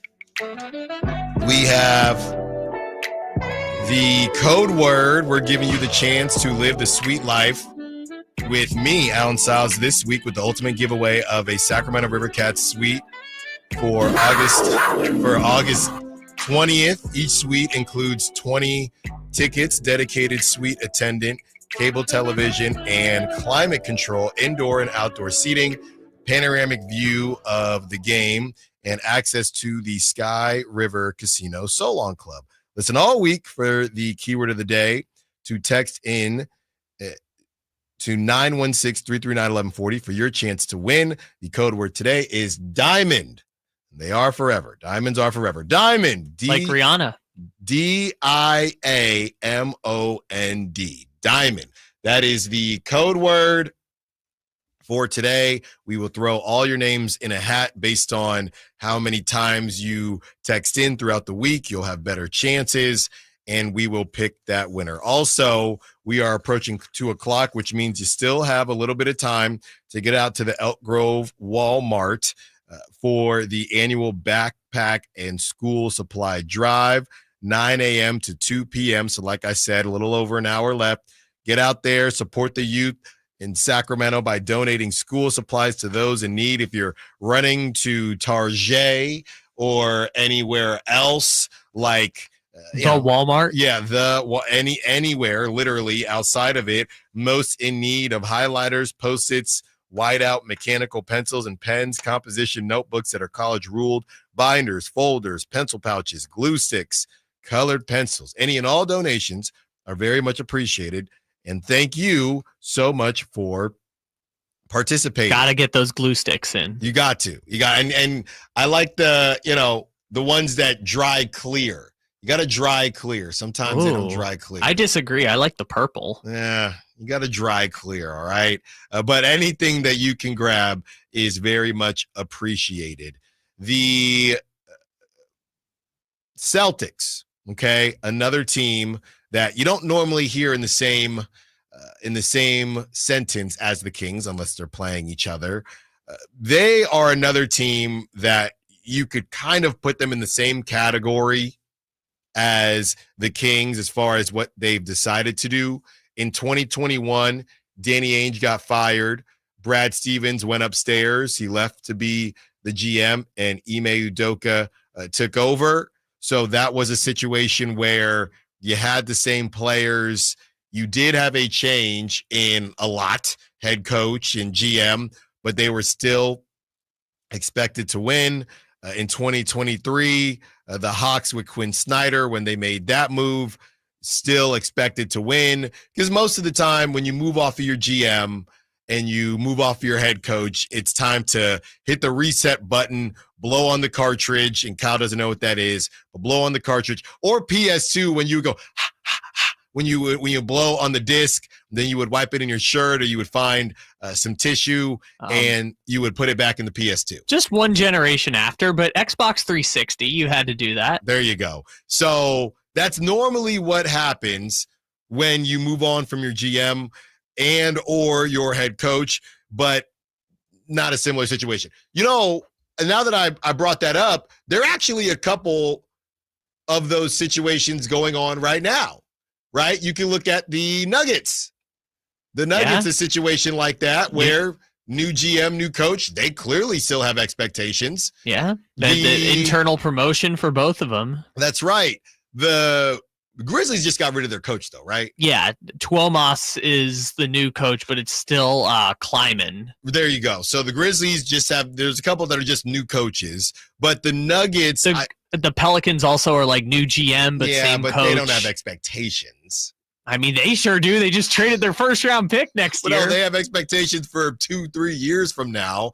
I'm trying to think. There was another... Yeah, it was the Kings, obviously, as well. And then the Knicks, they fired Tibbs. Yeah, that's just coach, though. Raptors, just GM. Just general manager. Yeah, just the guy who does everything. Just their Hall of Fame president. So, yeah, the Nuggets, they're clearly a team that still have expectations. They made some trades. Now, when you have Jokic, you're always going to have expectations, but you don't see it too often. Normally, you just say, we're going to reset and do that. Do the Suns count? I know we don't think they're going to be very good next year, but Ishbia thinks they're going to be good. Yeah, as long as they are so similar to the Kings, it's incredible. But the Kings, I feel like more people think they're going to be better than the Suns. And maybe that's not the right way to think about it, but... Who has a brighter future right now, the Suns or the Kings? Well, it's the Kings because the Suns don't have any draft picks for the next 8 years. I would say there is a you could possibly argue a brighter future on the Suns' actual roster. Well, yeah, because they have Jalen Green and Devin Booker for 5 years. So I guess you could say they have those two fundamental pieces, but I would, as crazy as it sounds, I would rather still take the Kings' future than the Suns' future, because either Jalen Green's going to be a star, they're going to flip him for another all-star, or I don't know. I mean, they just have no draft picks. Yeah, the Suns, the lowest you'll find the Kings is 34.5, and the other, I got 4 different sports books here. They're all at 35.5 besides the one that's at 34.5 for the Kings. The Suns, they're all over the place. There's 2 at 31.5. There's 1 at 30.5. There's another that you can find. You got to do your homework. You can find the Suns, and I don't know if you got any business betting on the over, but you can find the Suns as low as 27.5. That's insane.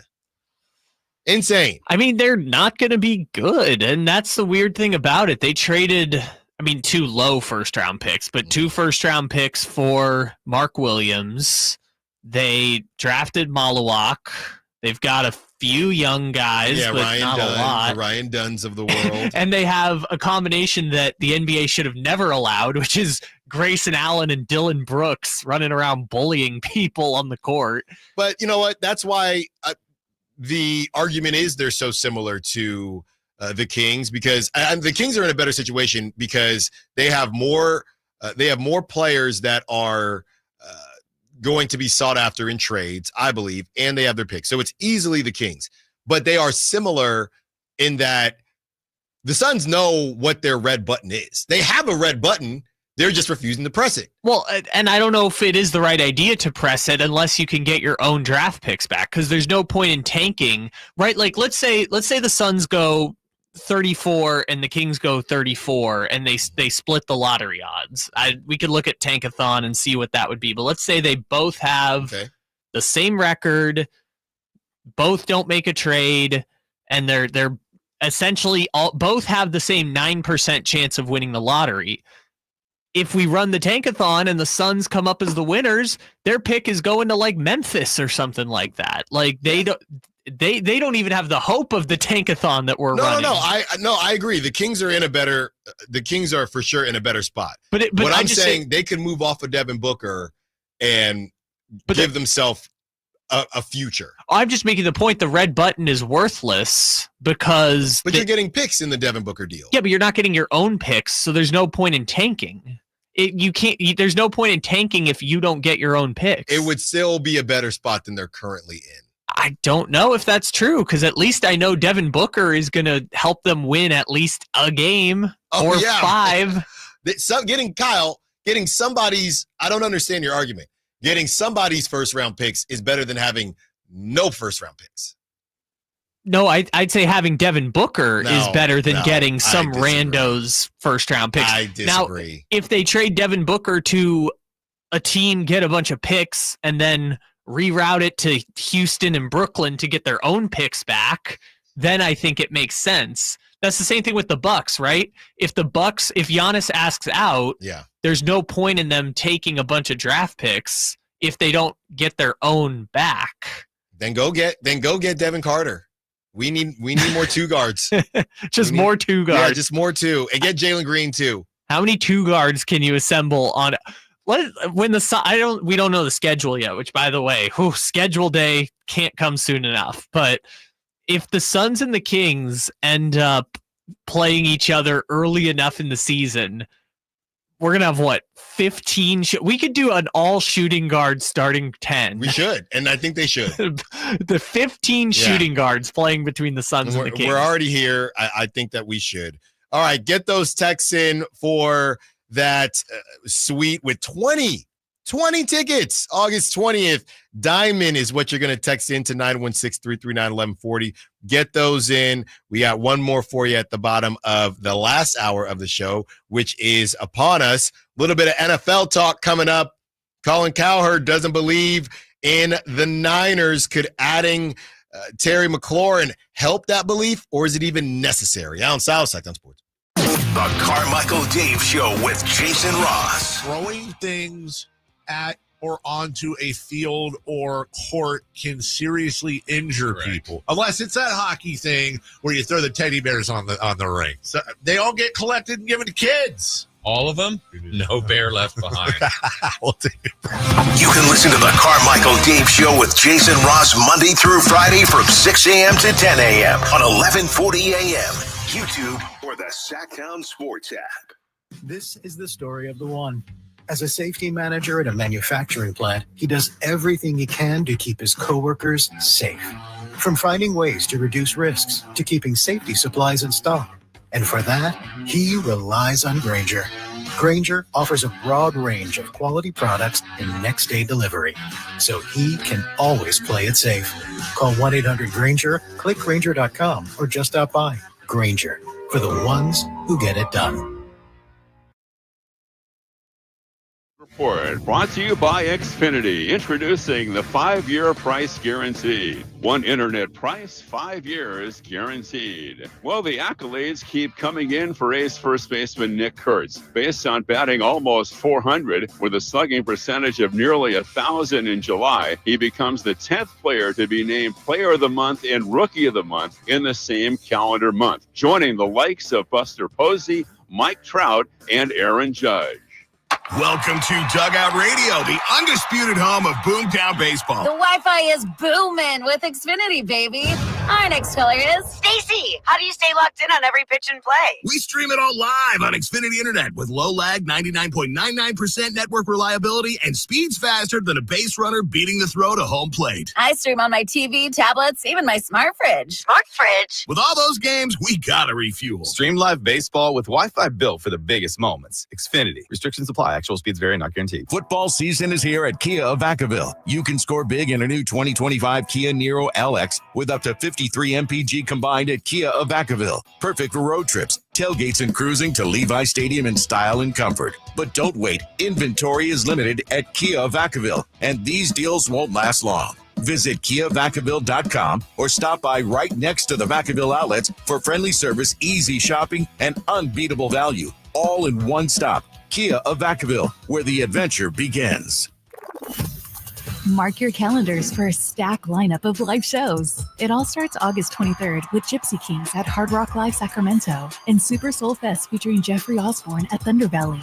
Then get ready to laugh with Weird Al Yankovic at the Lake Tahoe Amphitheater at Caesars Republic on August 24th and comedian Taylor Tomlinson at Thunder Valley on August 29th. Flashback to the ultimate throwback but lost 80s rewind at Thunder Valley on August 31st. And Fight Night fans, don't miss Thunder Showdown Boxing on September 6th, also at Thunder Valley. Country star Darius Rucker takes the stage at the Lake Tahoe Amphitheater at Caesars Republic on September 13th, followed by comedian legend Eddie Griffin on September 19th, and Classic Rockers 38 Special on September 21st, both at Hard Rock Live Sacramento. Then it's Keith Sweat at Hard Rock Live Sacramento October 5th. And country fans, see David Nail live at Goldfield Roseville October 9th. Get your tickets now and find more info at sacktownsports.com. Your local sports leader in the 916. KHTK HD1 Sacramento. KYMX HD3 Sacramento. From the Power Business Technology Toshiba Studios. Sacktown Sports 1140.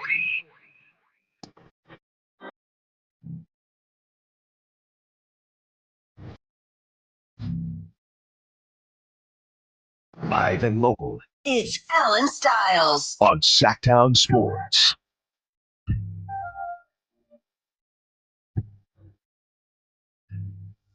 1 o'clock on the dot. And how could we almost forget that it's time to run the good old Tankathon.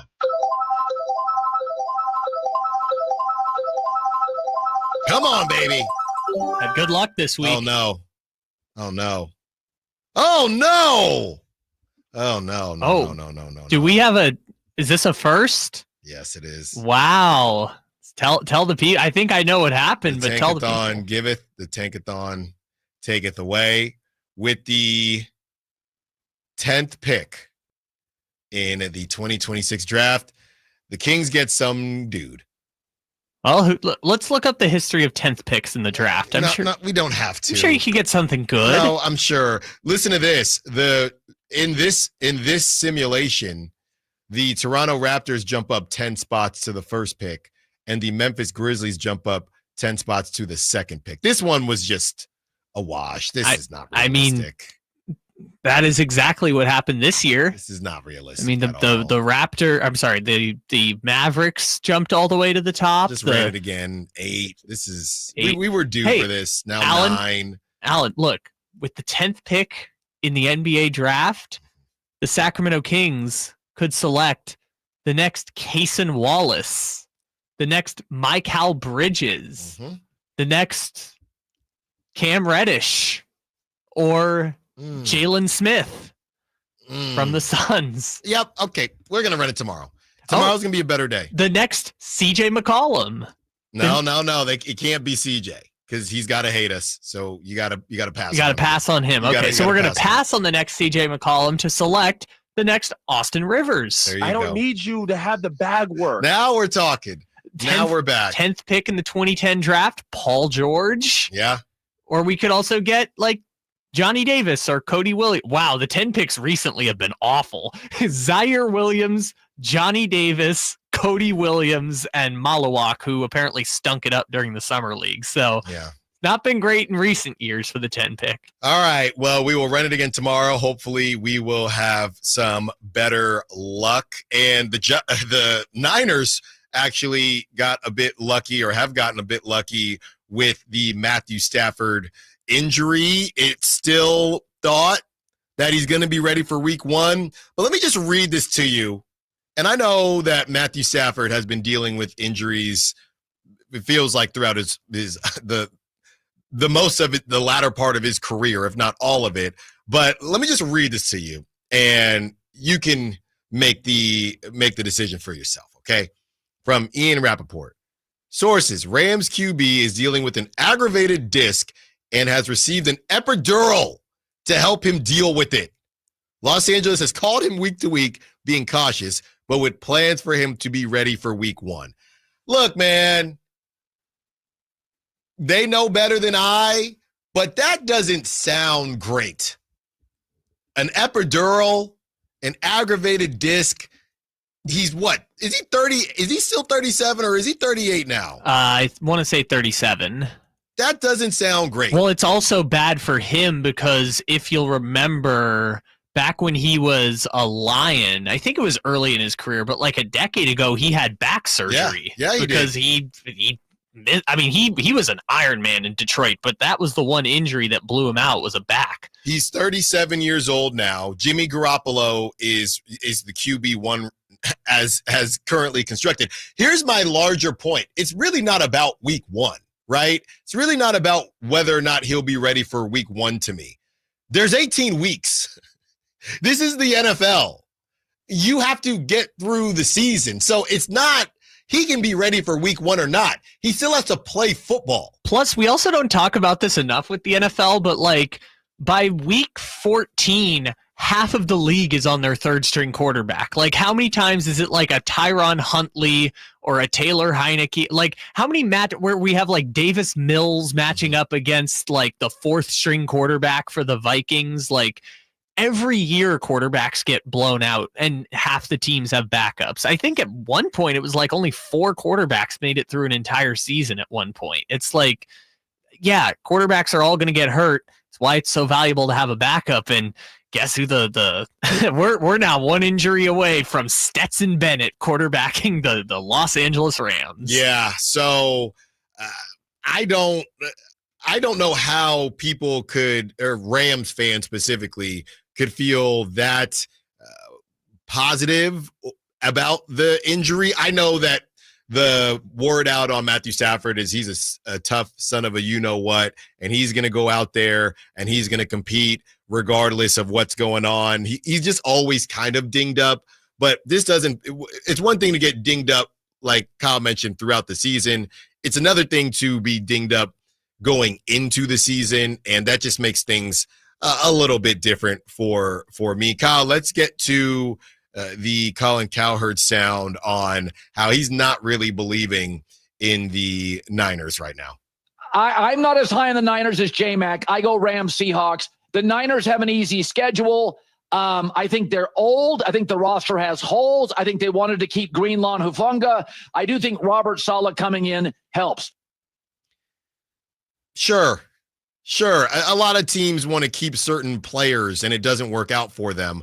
I don't necessarily think that it changes as far as who the Niners are going up against within the division. I guess it's more about the division to me than anything else. The Niners, because they stunk last season, they have an easier schedule, right? And Colin spoke on it. I just don't believe in the Seahawks. They don't have DK Metcalf. I know they got Smith and Jigba. I don't believe in the Seahawks, and I don't believe in the Cardinals. Well, yeah, I think the Seahawks one, they're always confusing. Cardinals, you're just out on Arizona. I think they're going to be better this year than last year. Mm-hmm. And the Rams one, as you just outlined, hey, their quarterback's getting shots. Ooh, I almost said something bad there. Yep. Mm-hmm. Yeah. Yes. Yeah. The backside. They're getting shots in the back. Yes. I almost said that in reverse. Yeah. I don't even know if you can say that in front version of that. Yeah. I caught myself. Yes, but anyways, the quarterback is getting back treatment, as we'll call it, and of the shot variety. Yes. And I understand why the Rams people would be like, well, I'm not going to believe in them, even though they have the best young defense in the NFL. Everyone says Kyron Williams is really good. I think he's kind of like Breece Hall, and like his fantasy football value is higher than his actual value. And their offensive line is kind of middle of the pack. And they just added Devontae Adams. Like, I understand people who say the Rams will be fine with Matthew Stafford down for a little bit because all you need is a game manager, and who better to game manage than Jimmy Garoppolo? But I also look at it and say, like, hey, the Niners roster is not as strong, but it still has six players who are the best at their position in the NFL, and no other team in the NFC West can say that. Yeah, I'm just, and I think they were at the Niners. Were they at 9.5? No, at 10.5. They're at 10.5, and yeah. I would take them. I would take a lot. And I saw our guy Grant Cohn say the Niners should trade Christian McCaffrey for Micah Parsons, and I am not going down that path. But yeah, I mean, they probably should. I don't think they can. Yeah, right. Just the money in general, but I don't see any NFC West team. Every time I watch, and I know Geno Smith is gone now, but it's like the curse of Brock Purdy when it comes to the Seahawks. The Seahawks could be having the best season ever cooked up, ever invented. It just feels like they're going to lose. I'm sure they're not winless against the Niners within the last 3 years or whatever it is since Brock Purdy took over. But it just feels like whenever Brock is taking on the Seahawks, they just don't have it. Now, the reverse of that is that the Cardinals seem to only be able to beat the Niners the last couple seasons. And Kyler Murray turns into who he was supposed to be and who everybody thought he was going to be against the Niners. So they're essentially the opposite of the Seahawks. But either way, they mess around and just aren't able to get it done. The Rams, yeah, they came out of nowhere, and they're not even came out of nowhere. They're always around. But the Matthew Stafford thing, you got Jimmy G starting NFL games.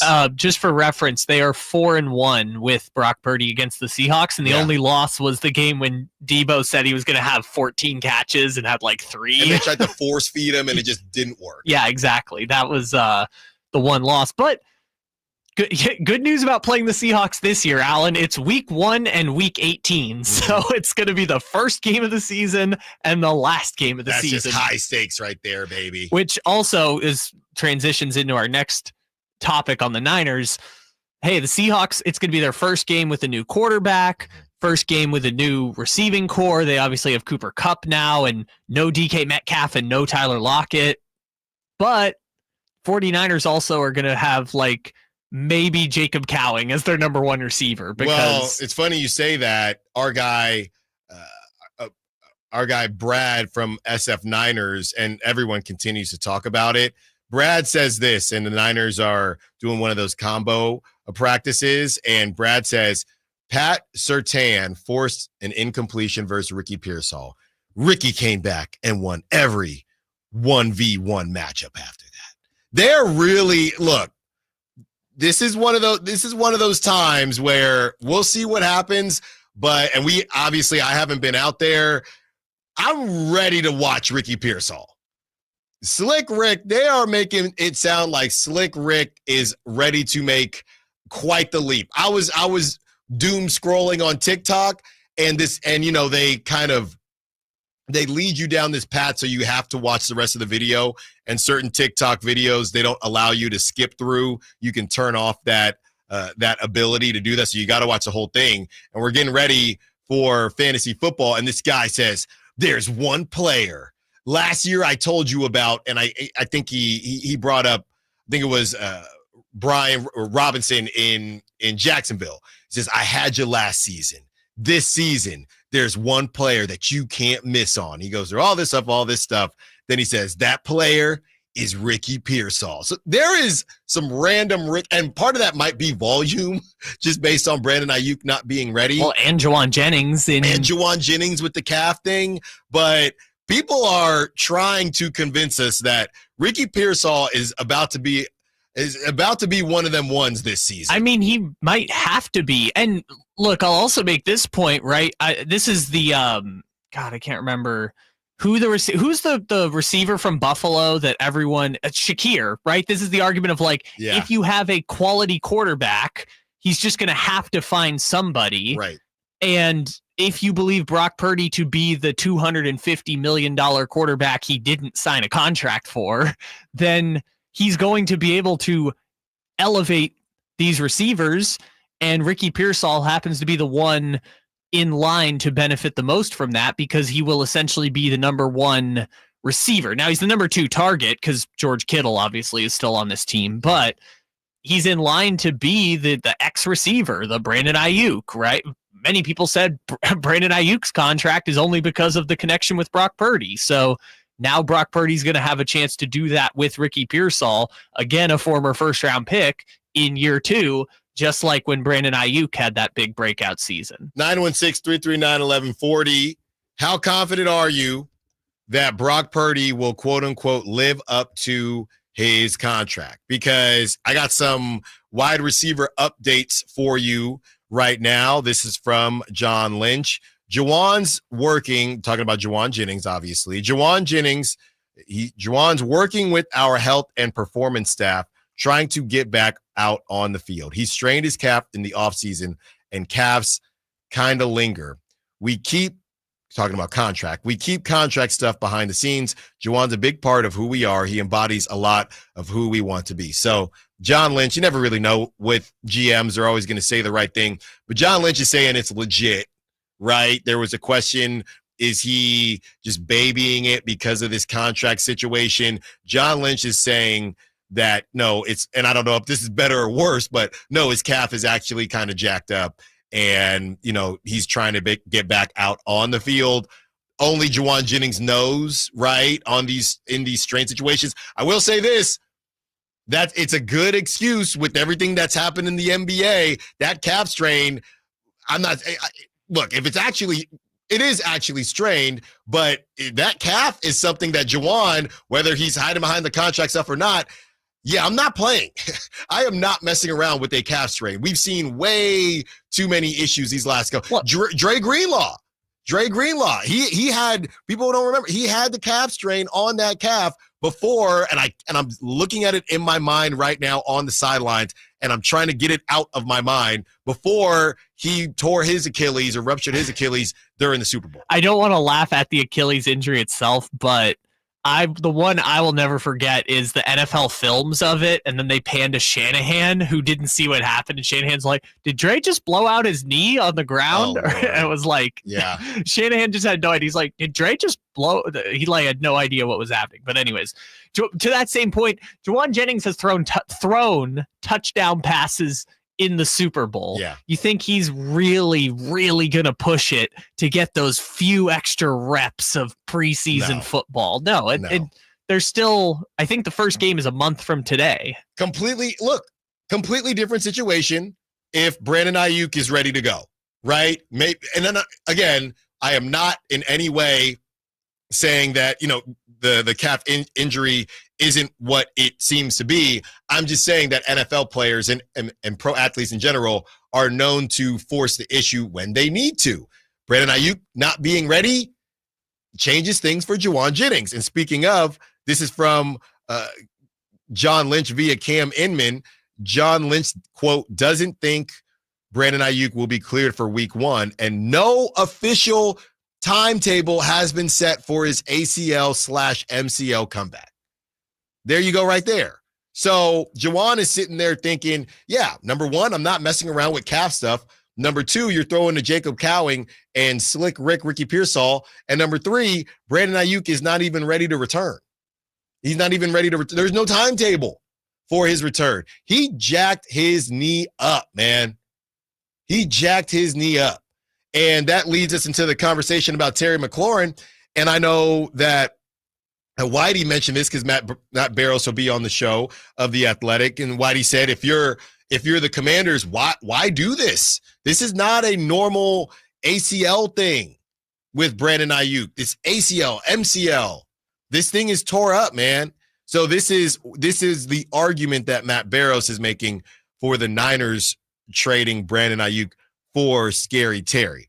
It's not so far-fetched considering this scenario was discussed a year ago when Ayuk was the subject of a high-profile hold-in.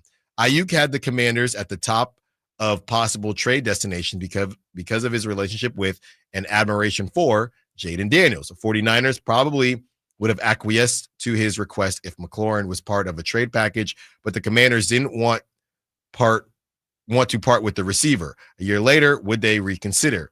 Now it's McLaurin who's causing a stir and whose feelings are hurt. While Ayuk is coming off an ACL tear and isn't expected to be ready at the start of the season, he's also 2.5 years younger than McLaurin and has relationships throughout the Commanders' headquarters. He's friends with the quarterback. He's close to Deebo Samuel, and he was drafted by GM Adam Peters, who was the 49ers' top college scout at the time. Lengthy contract battles leave bridges burning.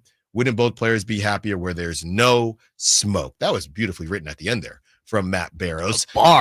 There's just no reason for the Commanders to, if you are going to trade Terry McLaurin, I'm sorry, like I just said, I can't do it. I can't do it for a guy who, and maybe I'm overstating this ACL, MCL tear, but at the same time, me just saying that out loud makes me feel like I'm not. If you're the Commanders, you can't trade for Brandon Ayuk now. A guy who physically can't get on the field. Why would you do that? You might also be in the Commander's position. You might also be better off with the. We did the comparison point. It would be like a mid-second round pick or something like that. Yeah. You might be better off with that. I don't think Brandon Ayuk's going for a middle of the second round pick right now, and you would have more financial flexibility. And can I be honest with you too? You're definitely not going to do it if you're the Commanders, because Brandon Ayuk, and I remember I'd go back and forth with Chris Watkins and Nate all the time. Just when Brandon Ayuk was healthy, how good was he? Right? You might do this if you're the Commanders' distressed asset. If this is, I know Tyreek Hill is probably doing too much, but somebody that's a little bit better than Brandon Ayuk. Obviously, you would still do it if it was Tyreek Hill, but I don't know, a Jordan Addison, somebody like that is in the Brandon Ayuk even realm, but maybe just slightly better, or T. Higgins, somebody like that.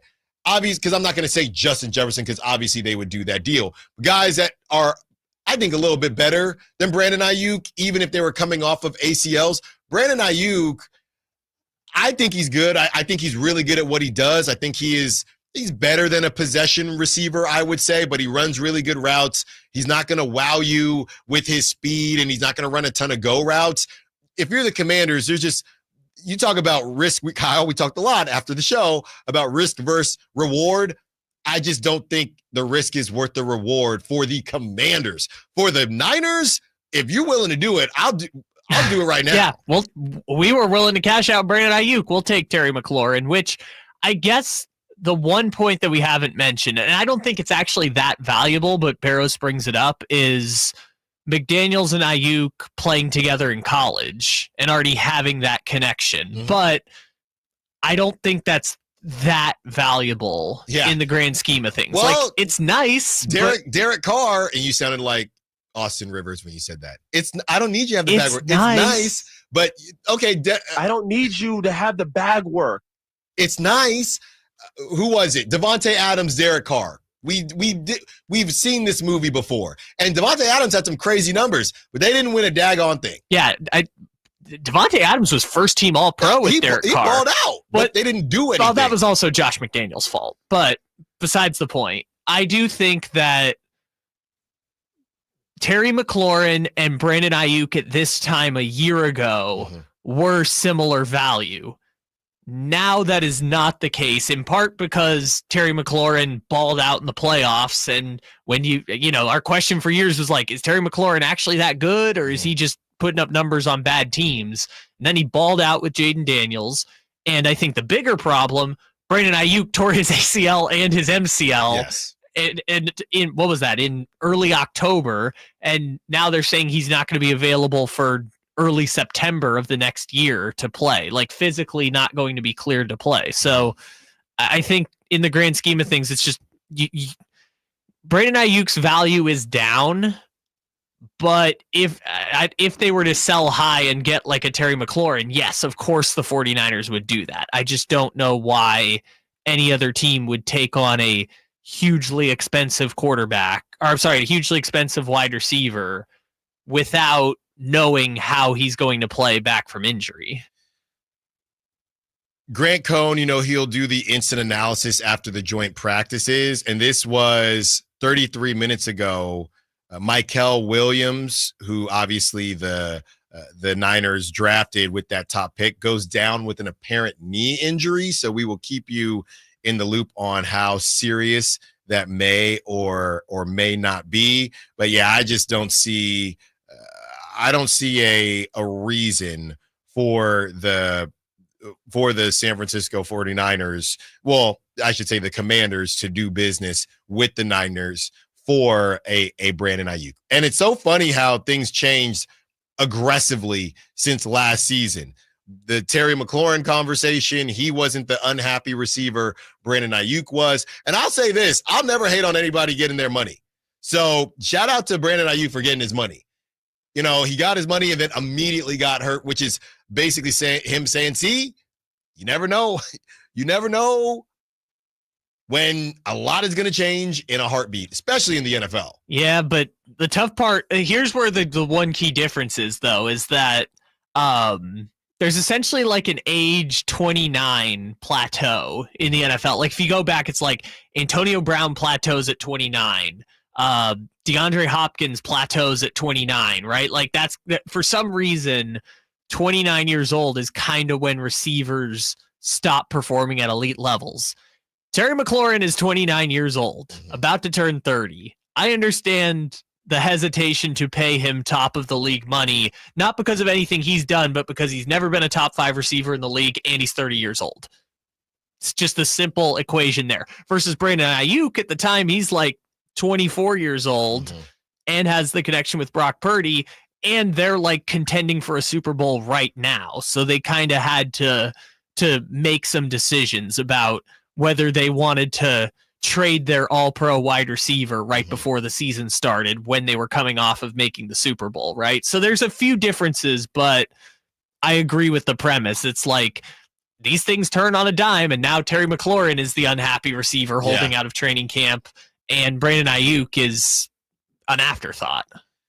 Nick Wagner of ESPN says, Kyle Shanahan says the exam of Mykel Williams indicates it's a hyperextended knee. He will likely miss some time, but sounds like he avoided something long term. Okay, but he's still being reevaluated. That is the update. Also, rookie running back Jordan James broke his finger and will have surgery. He will be out a few weeks. That is from Kyle Shanahan. One more note. Jordan Watkins, the rookie wide receiver who runs a 4.3, by the way, he has been balling, right? So people feel good about what he's got going on. Look, the Raiders, everybody's got some random 4.3 guy that balls out, and we'll see. how that translates in the actual season. But now is the time. Give me all of the, Jay was saying, they're in pads now, Jay. Jay was saying on the afternoon show, they're not in pads. They're just in shorts. I'm not getting hyped. I saw a couple of clips from my guy, Gino, that are starting to get me hyped up. I'll tell you that much right now. Speaking of Gino and the Raiders take on the Seahawks today. Preseason kicks off, and ESPN buys the rights to a ton of stuff, and the NFL buys rights back. We'll break it all down when we return. Now, it's Sacktown Sports. Finding great candidates to hire can be like, well, trying to find a needle in a haystack, but not with ZipRecruiter. Its powerful technology actively finds and invites qualified candidates to apply to your job. So while other companies might deliver a lot of hay, ZipRecruiter finds you the needle in the haystack. See why 4 out of 5 employers who post a job on ZipRecruiter get a quality candidate within the first day. Try ZipRecruiter for free at ZipRecruiter.com/free. That's ZipRecruiter.com/free. You're still glowing, flirting, grooving. You still got it. But your immune system weakens as you age, making it harder to fight flu, pneumococcal pneumonia, RSV, and COVID-19. Vaccines are a key part of any health routine and help strengthen your immune response. Ask your doctor or pharmacist which vaccines you need. Schedule in minutes at VaxAssist.com. Sponsored by Pfizer. Hagen Oaks wants to be your go-to total golf game fitter. Try the TrackMan experience, the very best technology to fit your metalwoods and irons. The new cutting-edge putter fitting studio with its $30,000 worth of technology is ready for your fitting. Hagen Oaks will help you find the best putter for your game. Hagen Oaks offers more technology, more choices, and more service. Schedule your fitting at the Hagen Oaks Player Performance Studio by calling 916-808-2531, 808-2531 for more.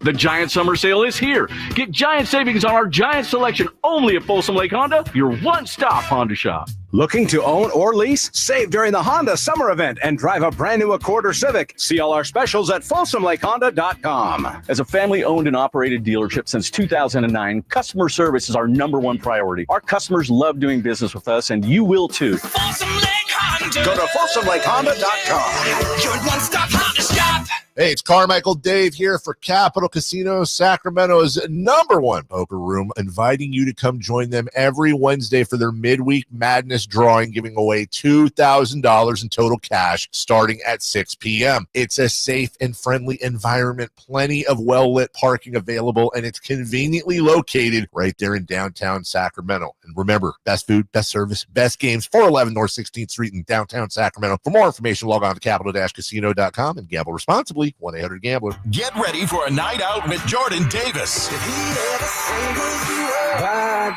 It's Country in the Park 2, Saturday, September 13th at Cal Expo. Along with special guests Mitchell Tenpenny,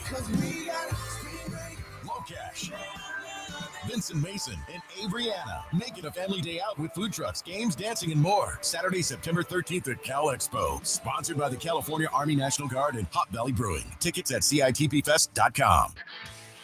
This is the story of the one. As a lineman, he does whatever it takes to keep the power on in his community. And he wants a partner like Grainger who does the same. Grainger offers the professional-grade products he needs, from voltage detectors to harnesses to hard hats, plus fast, dependable delivery, so he can rise to every challenge. Call 1-800-GRAINGER, click Grainger.com, or just stop by. Grainger, for the ones who get it done.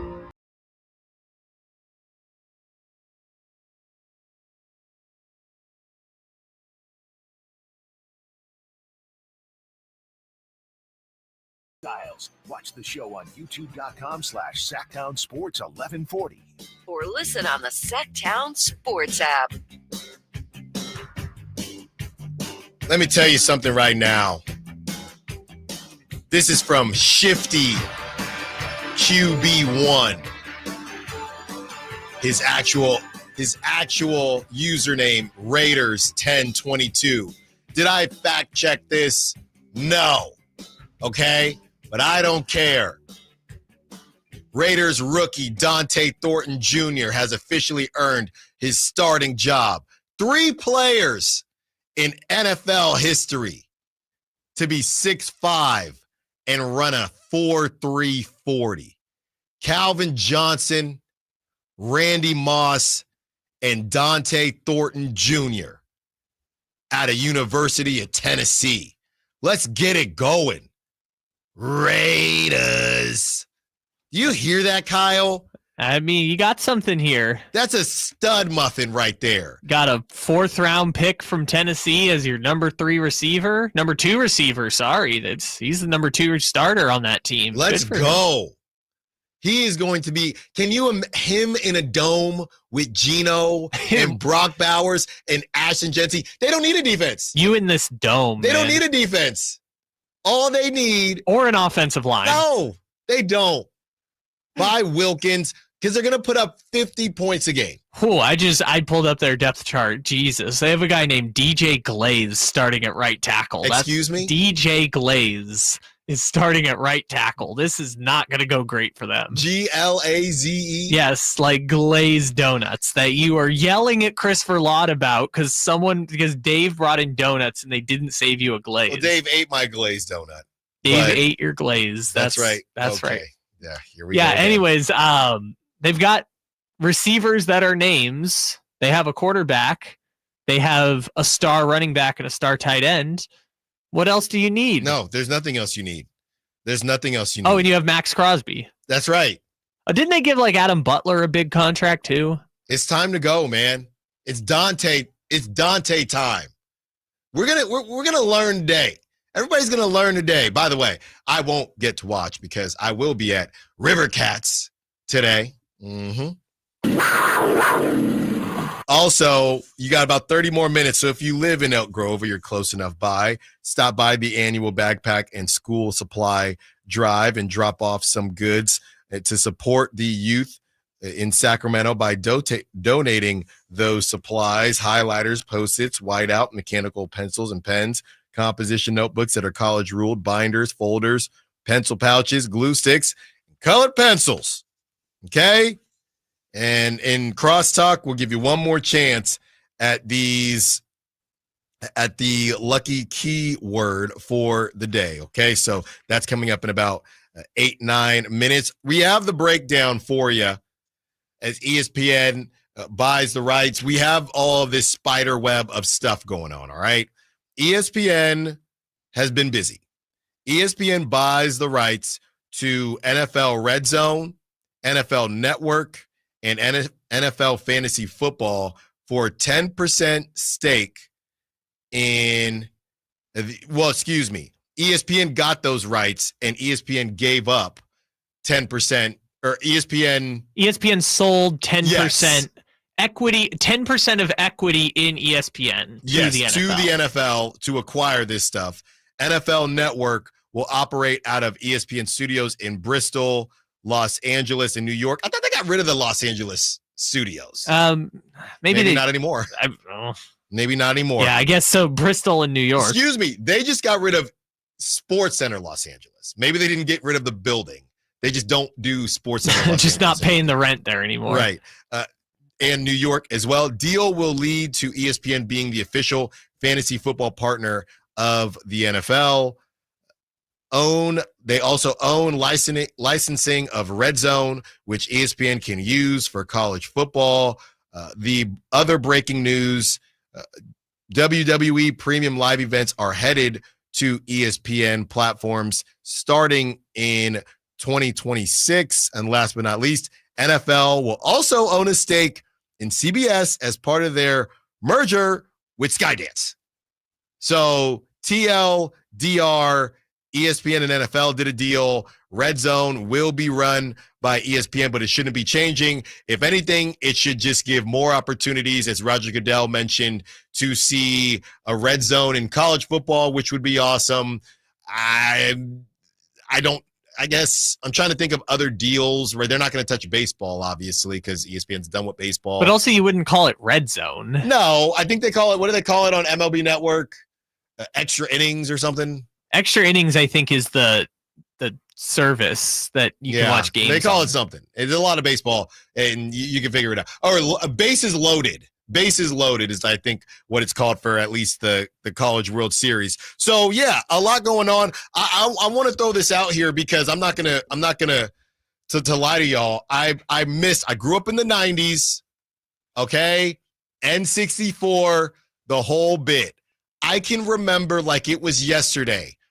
And honestly, the memory that I'm unlocking right now, this buddy of mine, it was not N64. We were still rocking Super Nintendo. And I distinctly remember going to his house before our Little League game, or Little League games, and he had on WWE, whatever wrestling was big back then. All this stuff happened with Hulk Hogan passing away. What was that, just last week? I missed the boat on all of this. The wrestling thing, it just didn't jive with me. Never jived with me. So I am leaning on you, all the listeners of Sacktown Sports, WWE Premium Live events. Are you ticked off about this? Does it matter? I was reading some of the upcharges that may or may not happen with this, but I don't have a horse in this race because I don't watch WWE. But I know clearly millions and billions of people do. I think if you're buying ESPN's like launching a new app essentially that is, I think, like $30 a month or something like that. Yeah. It's the version of ESPN Plus. There's always a new app. Yeah. There's always. Which, by the way, ESPN Plus is now Disney Plus, but Disney Plus is also Hulu. Well, and I saw pretty soon Hulu's standalone app will no longer exist. Hulu is just going to be a tab you just on access Disney. it through Disney Plus. Yeah, which you can already do now. Yes. They're just going to make you do that, so you have to buy Disney Plus. Mm-hmm. It's all very confusing, and I don't like it.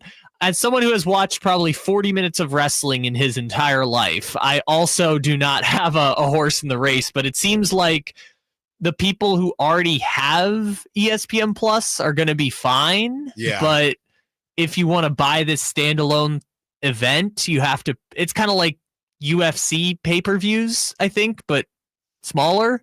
Like, you don't have to pay as much for them. I think they were already doing this on Peacock, so it's just, I think Netflix has the streaming rights to like money to Raw and certain events, but these were the standalone events and it was on Peacock and now it's going to ESPN, but I think it's wrestling people are kind of okay with it. Yeah, a Peg on the chat is saying if you're a paid TV subscriber for any of these systems and you already get ESPN, you won't need the $29.99 per month subscription.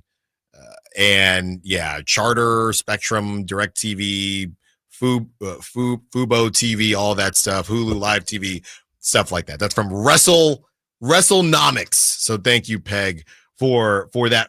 As far as the Red Zone is concerned, I just got to say, and we spoke about this maybe a month ago when I think it was more than a month ago, because I believe it was during the NFL draft where everybody was getting on ESPN because they didn't like how the draft was covered. And I think it was beyond the draft. I think the NBA draft that came up, the NFL draft, some of that hate was warranted because the Shador thing did take over. But the NBA draft, you had Stephen A on there and people were saying, man, ESPN stinks and this is so annoying. This is such bad coverage, whatever. Look, it must be a sad day for these people. Because clearly ESPN, I mean, it feels like ESPN is in a really good spot. Now, when you only pay 3 people and you pay those 3 people a lot of money with Steven, and you just keep repurposing those 3 people, I can understand why fans are annoyed about it, especially if you don't like those 3 people, Stephen A, McAfee, and Mike Greenberg. And Mina Kimes, Mike Greenberg, whoever it is.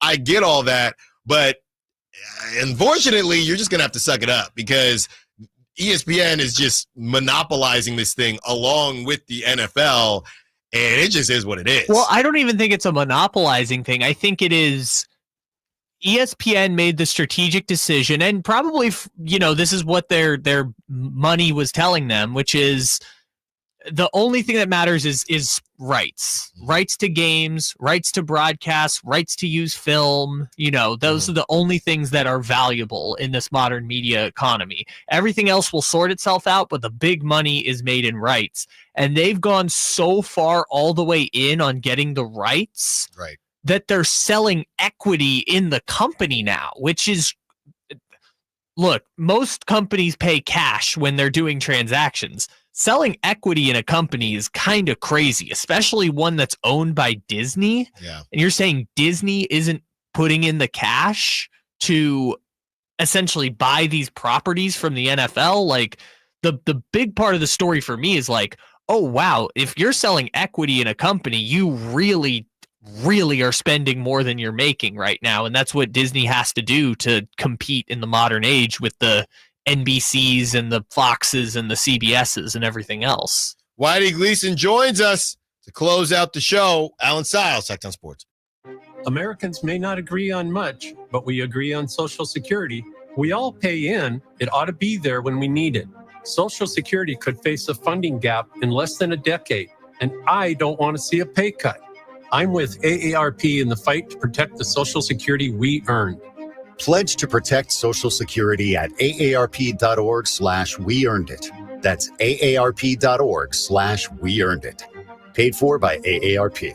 Ready to elevate your everyday? Quince has the luxe staples insiders swear by, minus the markup. From 100% European linen styles and 14-karat gold jewelry to gorgeous leather bags and elevated home finds, Quince has it all. And by partnering directly with top artisans and ethical factories, Quince delivers premium quality at half the cost of similar brands. Discover everyday luxury without the markup at Quince. Go to quince.com/style upgrade for free shipping and 365-day returns. Quince.com/style upgrade. Finding great candidates to hire can be like, well, trying to find a needle in a haystack, but not with ZipRecruiter. Its powerful technology actively finds and invites qualified candidates to apply to your job. So while other companies might deliver a lot of hay, ZipRecruiter finds you the needle in the haystack. See why 4 out of 5 employers who post a job on ZipRecruiter get a quality candidate within the first day. Try ZipRecruiter for free at ZipRecruiter.com/free. That's ZipRecruiter.com/free. Wesley Financial Group is not a law firm, and Chuck McDowell definitely not an attorney. This is Chuck. If someone talked you into buying something really silly and you want to get out of that silly little thing, my advice, get the facts. Call me and I'll send you our timeshare exit kit absolutely free. Inside, you'll learn how timeshare works and all your options for cancellation. Call Wesley now for your free exit info kit. 800-838-6767. That's 800-838-6767. I'm still going for it, even with higher stroke risk from atrial fibrillation, and a regular heartbeat not caused by a heart valve problem. Over a 3-year study, Eliquis apixaban tablets reduce stroke risk better than warfarin, and over 97% of Eliquis patients did not experience a stroke. A first stroke occurred in 2.9% of warfarin patients versus 2.3% of Eliquis patients. Don't stop prescription Eliquis without asking your doctor. Stroke risk may increase. Eliquis can cause serious and potentially fatal bleeding. Don't take if you have an artificial heart valve, abnormal bleeding, or antiphospholipid syndrome. While taking, you may bruise more easily or bleed longer. A spinal injection increases blood clot risk, which may cause paralysis. Get medical help right away for unexpected bleeding or bruising, or back pain, tingling, numbness, muscle weakness, or incontinence. Aspirin products, NSAIDs, SSRIs, SNRIs, and blood thinners increase bleeding risk.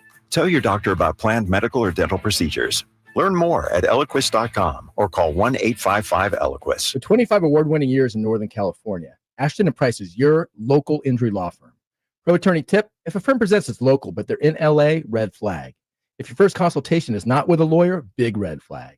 At Ashton & Price, your first consult is with a local attorney, and if serious injury prevents travel, a lawyer will come to you. Still not enough? George Washington's my uncle. At Ashton & Price, no red flags, just red, white, and blue. Remember, for the best advice, don't think twice. Call Ashton & Price. Carmichael Dave here for my friends at American Energy Heating and Air. Yes, I always tell you they are a family-owned operation, been in business since 81, A-plus Better Business Bureau, but it is hot. We are in those Sacramento hot months. I want to focus on them being your second opinion partner. What does that mean? Maybe you've got somebody you're working with or you've worked with in the past in the HVAC world. Guess what? They want to give you a second opinion. How much does it cost? Nothing.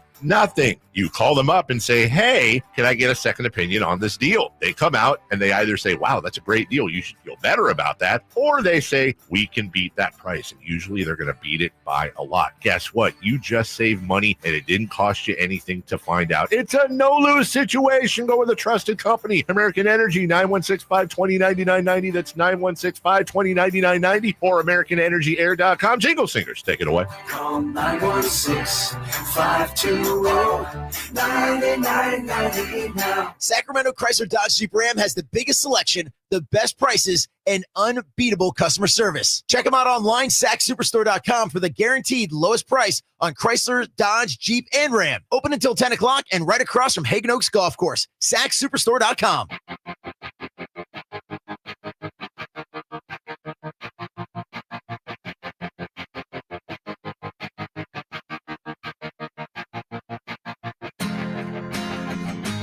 Allen Stiles You can join the show by texting 916-339-1140. on Sacktown Sports.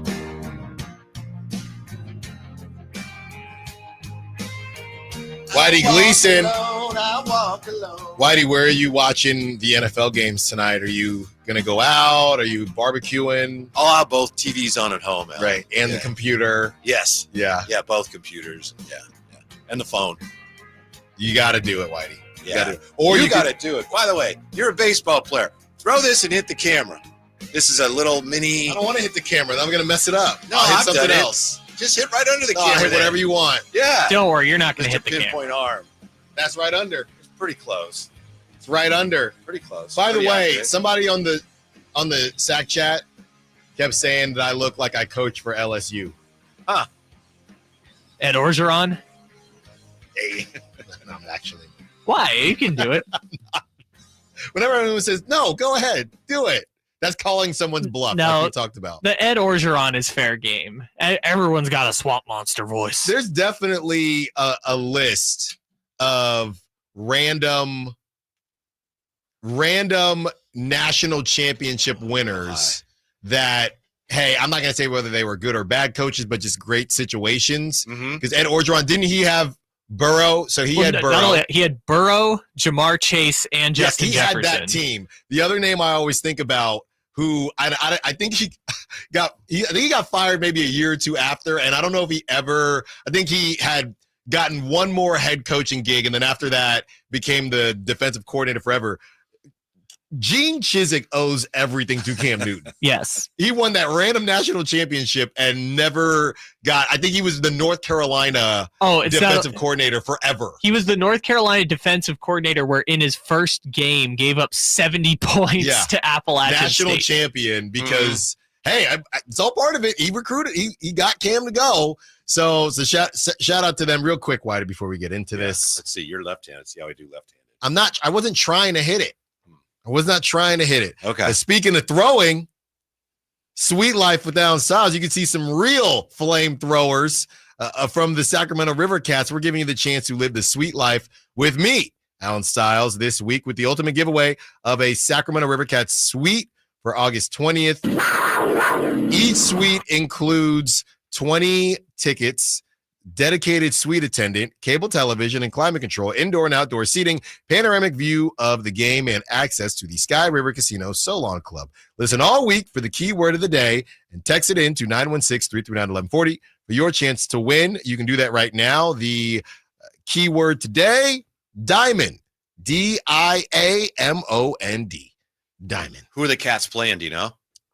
During right now or During August 20th? this? I'm not Yeah. sure. Okay. I'm not sure. All Right right. now, it's not the I don't believe it's they just played the Aviators, but it's the Space Cowboys right now. Okay. Yeah, there's a lot of Some may say lot of I'm a Space Sky. Cowboy. Yeah, a lot of Sky themed stuff going on in the PCL. The 20th will be the El Paso Chihuahuas. Yes. That's a good one. That's what I was hoping. That's a good. So you'll be there. JP Sears might pitch. Oh yeah, that's true. Yeah. The Chihuahuas.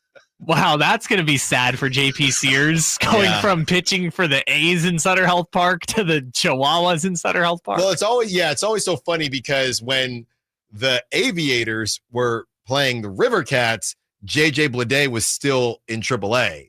So I'm sure it was trippy for him to be back while actually in AAA and, you know, how different it is. Right. And then he comes back with the A's. Same area. Yeah. Same ballpark. What if you think he accidentally, when he was with the Aviators, accidentally went into the home one?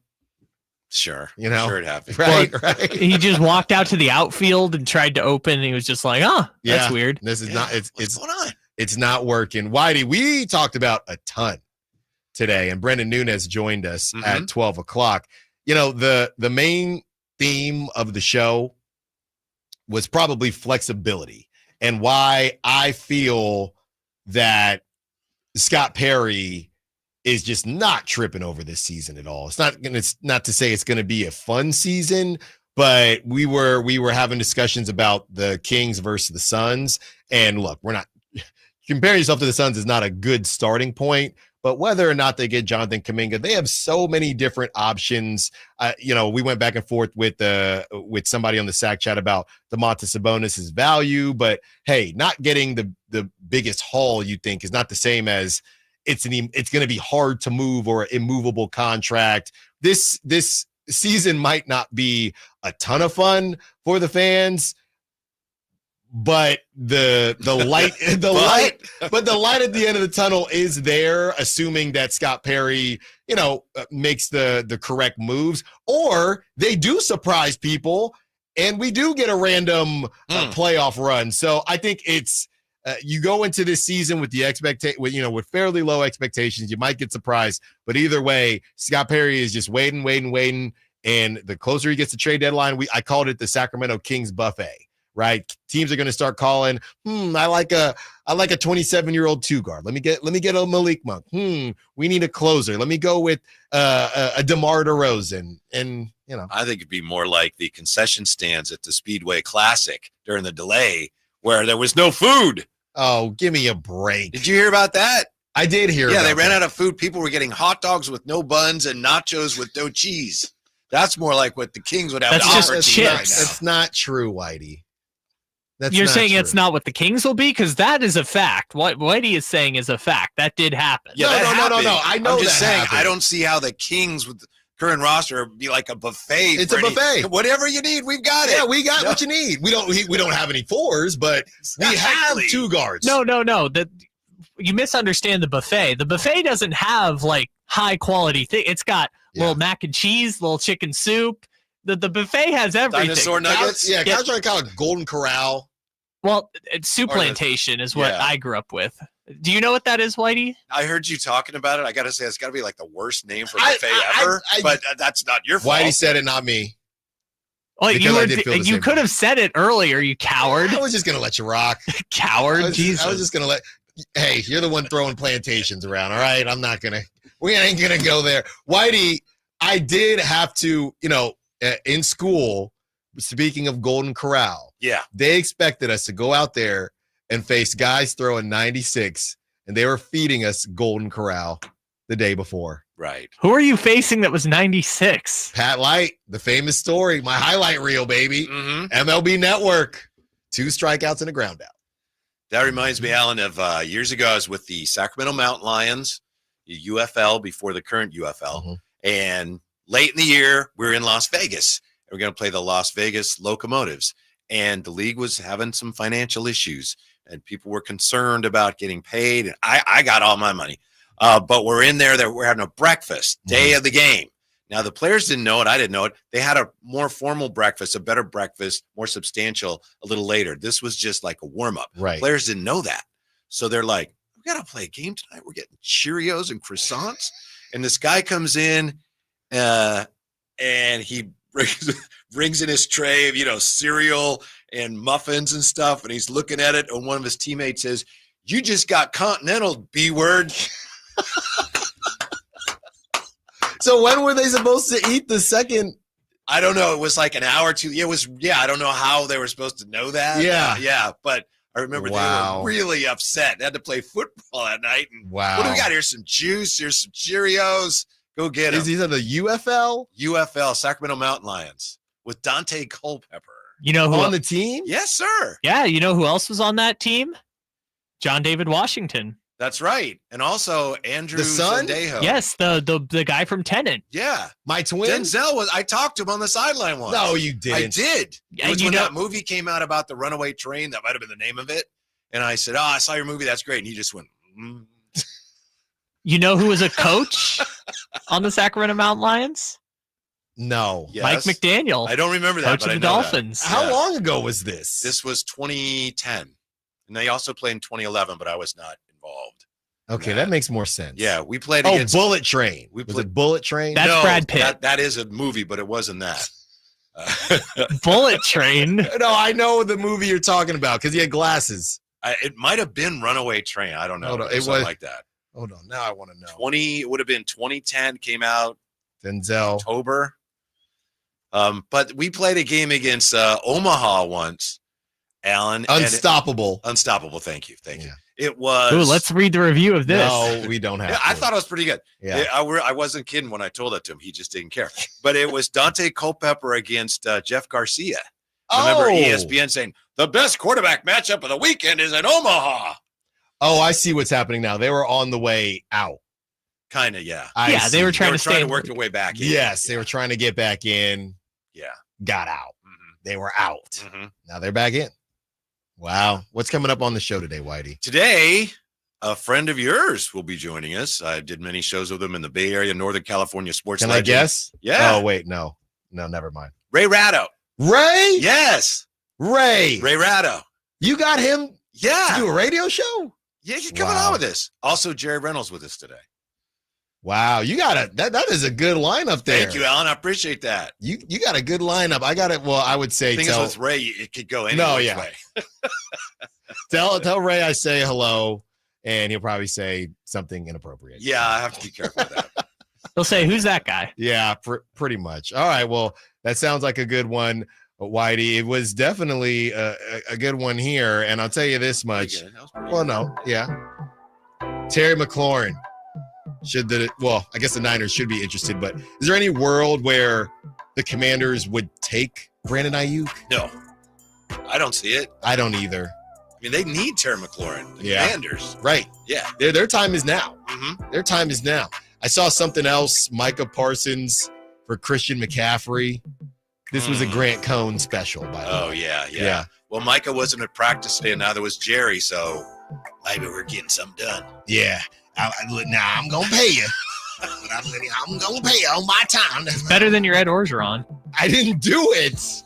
I did not do it. All right. Thank you to Brendan Nunez. Thank you to all the callers, texters, Sack chatters. Thank you to Kyle. As always, Drive Guys coming up next. Whitey Gleason, Kyle Draper, Jay Johnson. And until tomorrow, it'll be Friday. Coming off a Geno Smith masterclass. Secure the bag like the bean. Don't forget my podcast.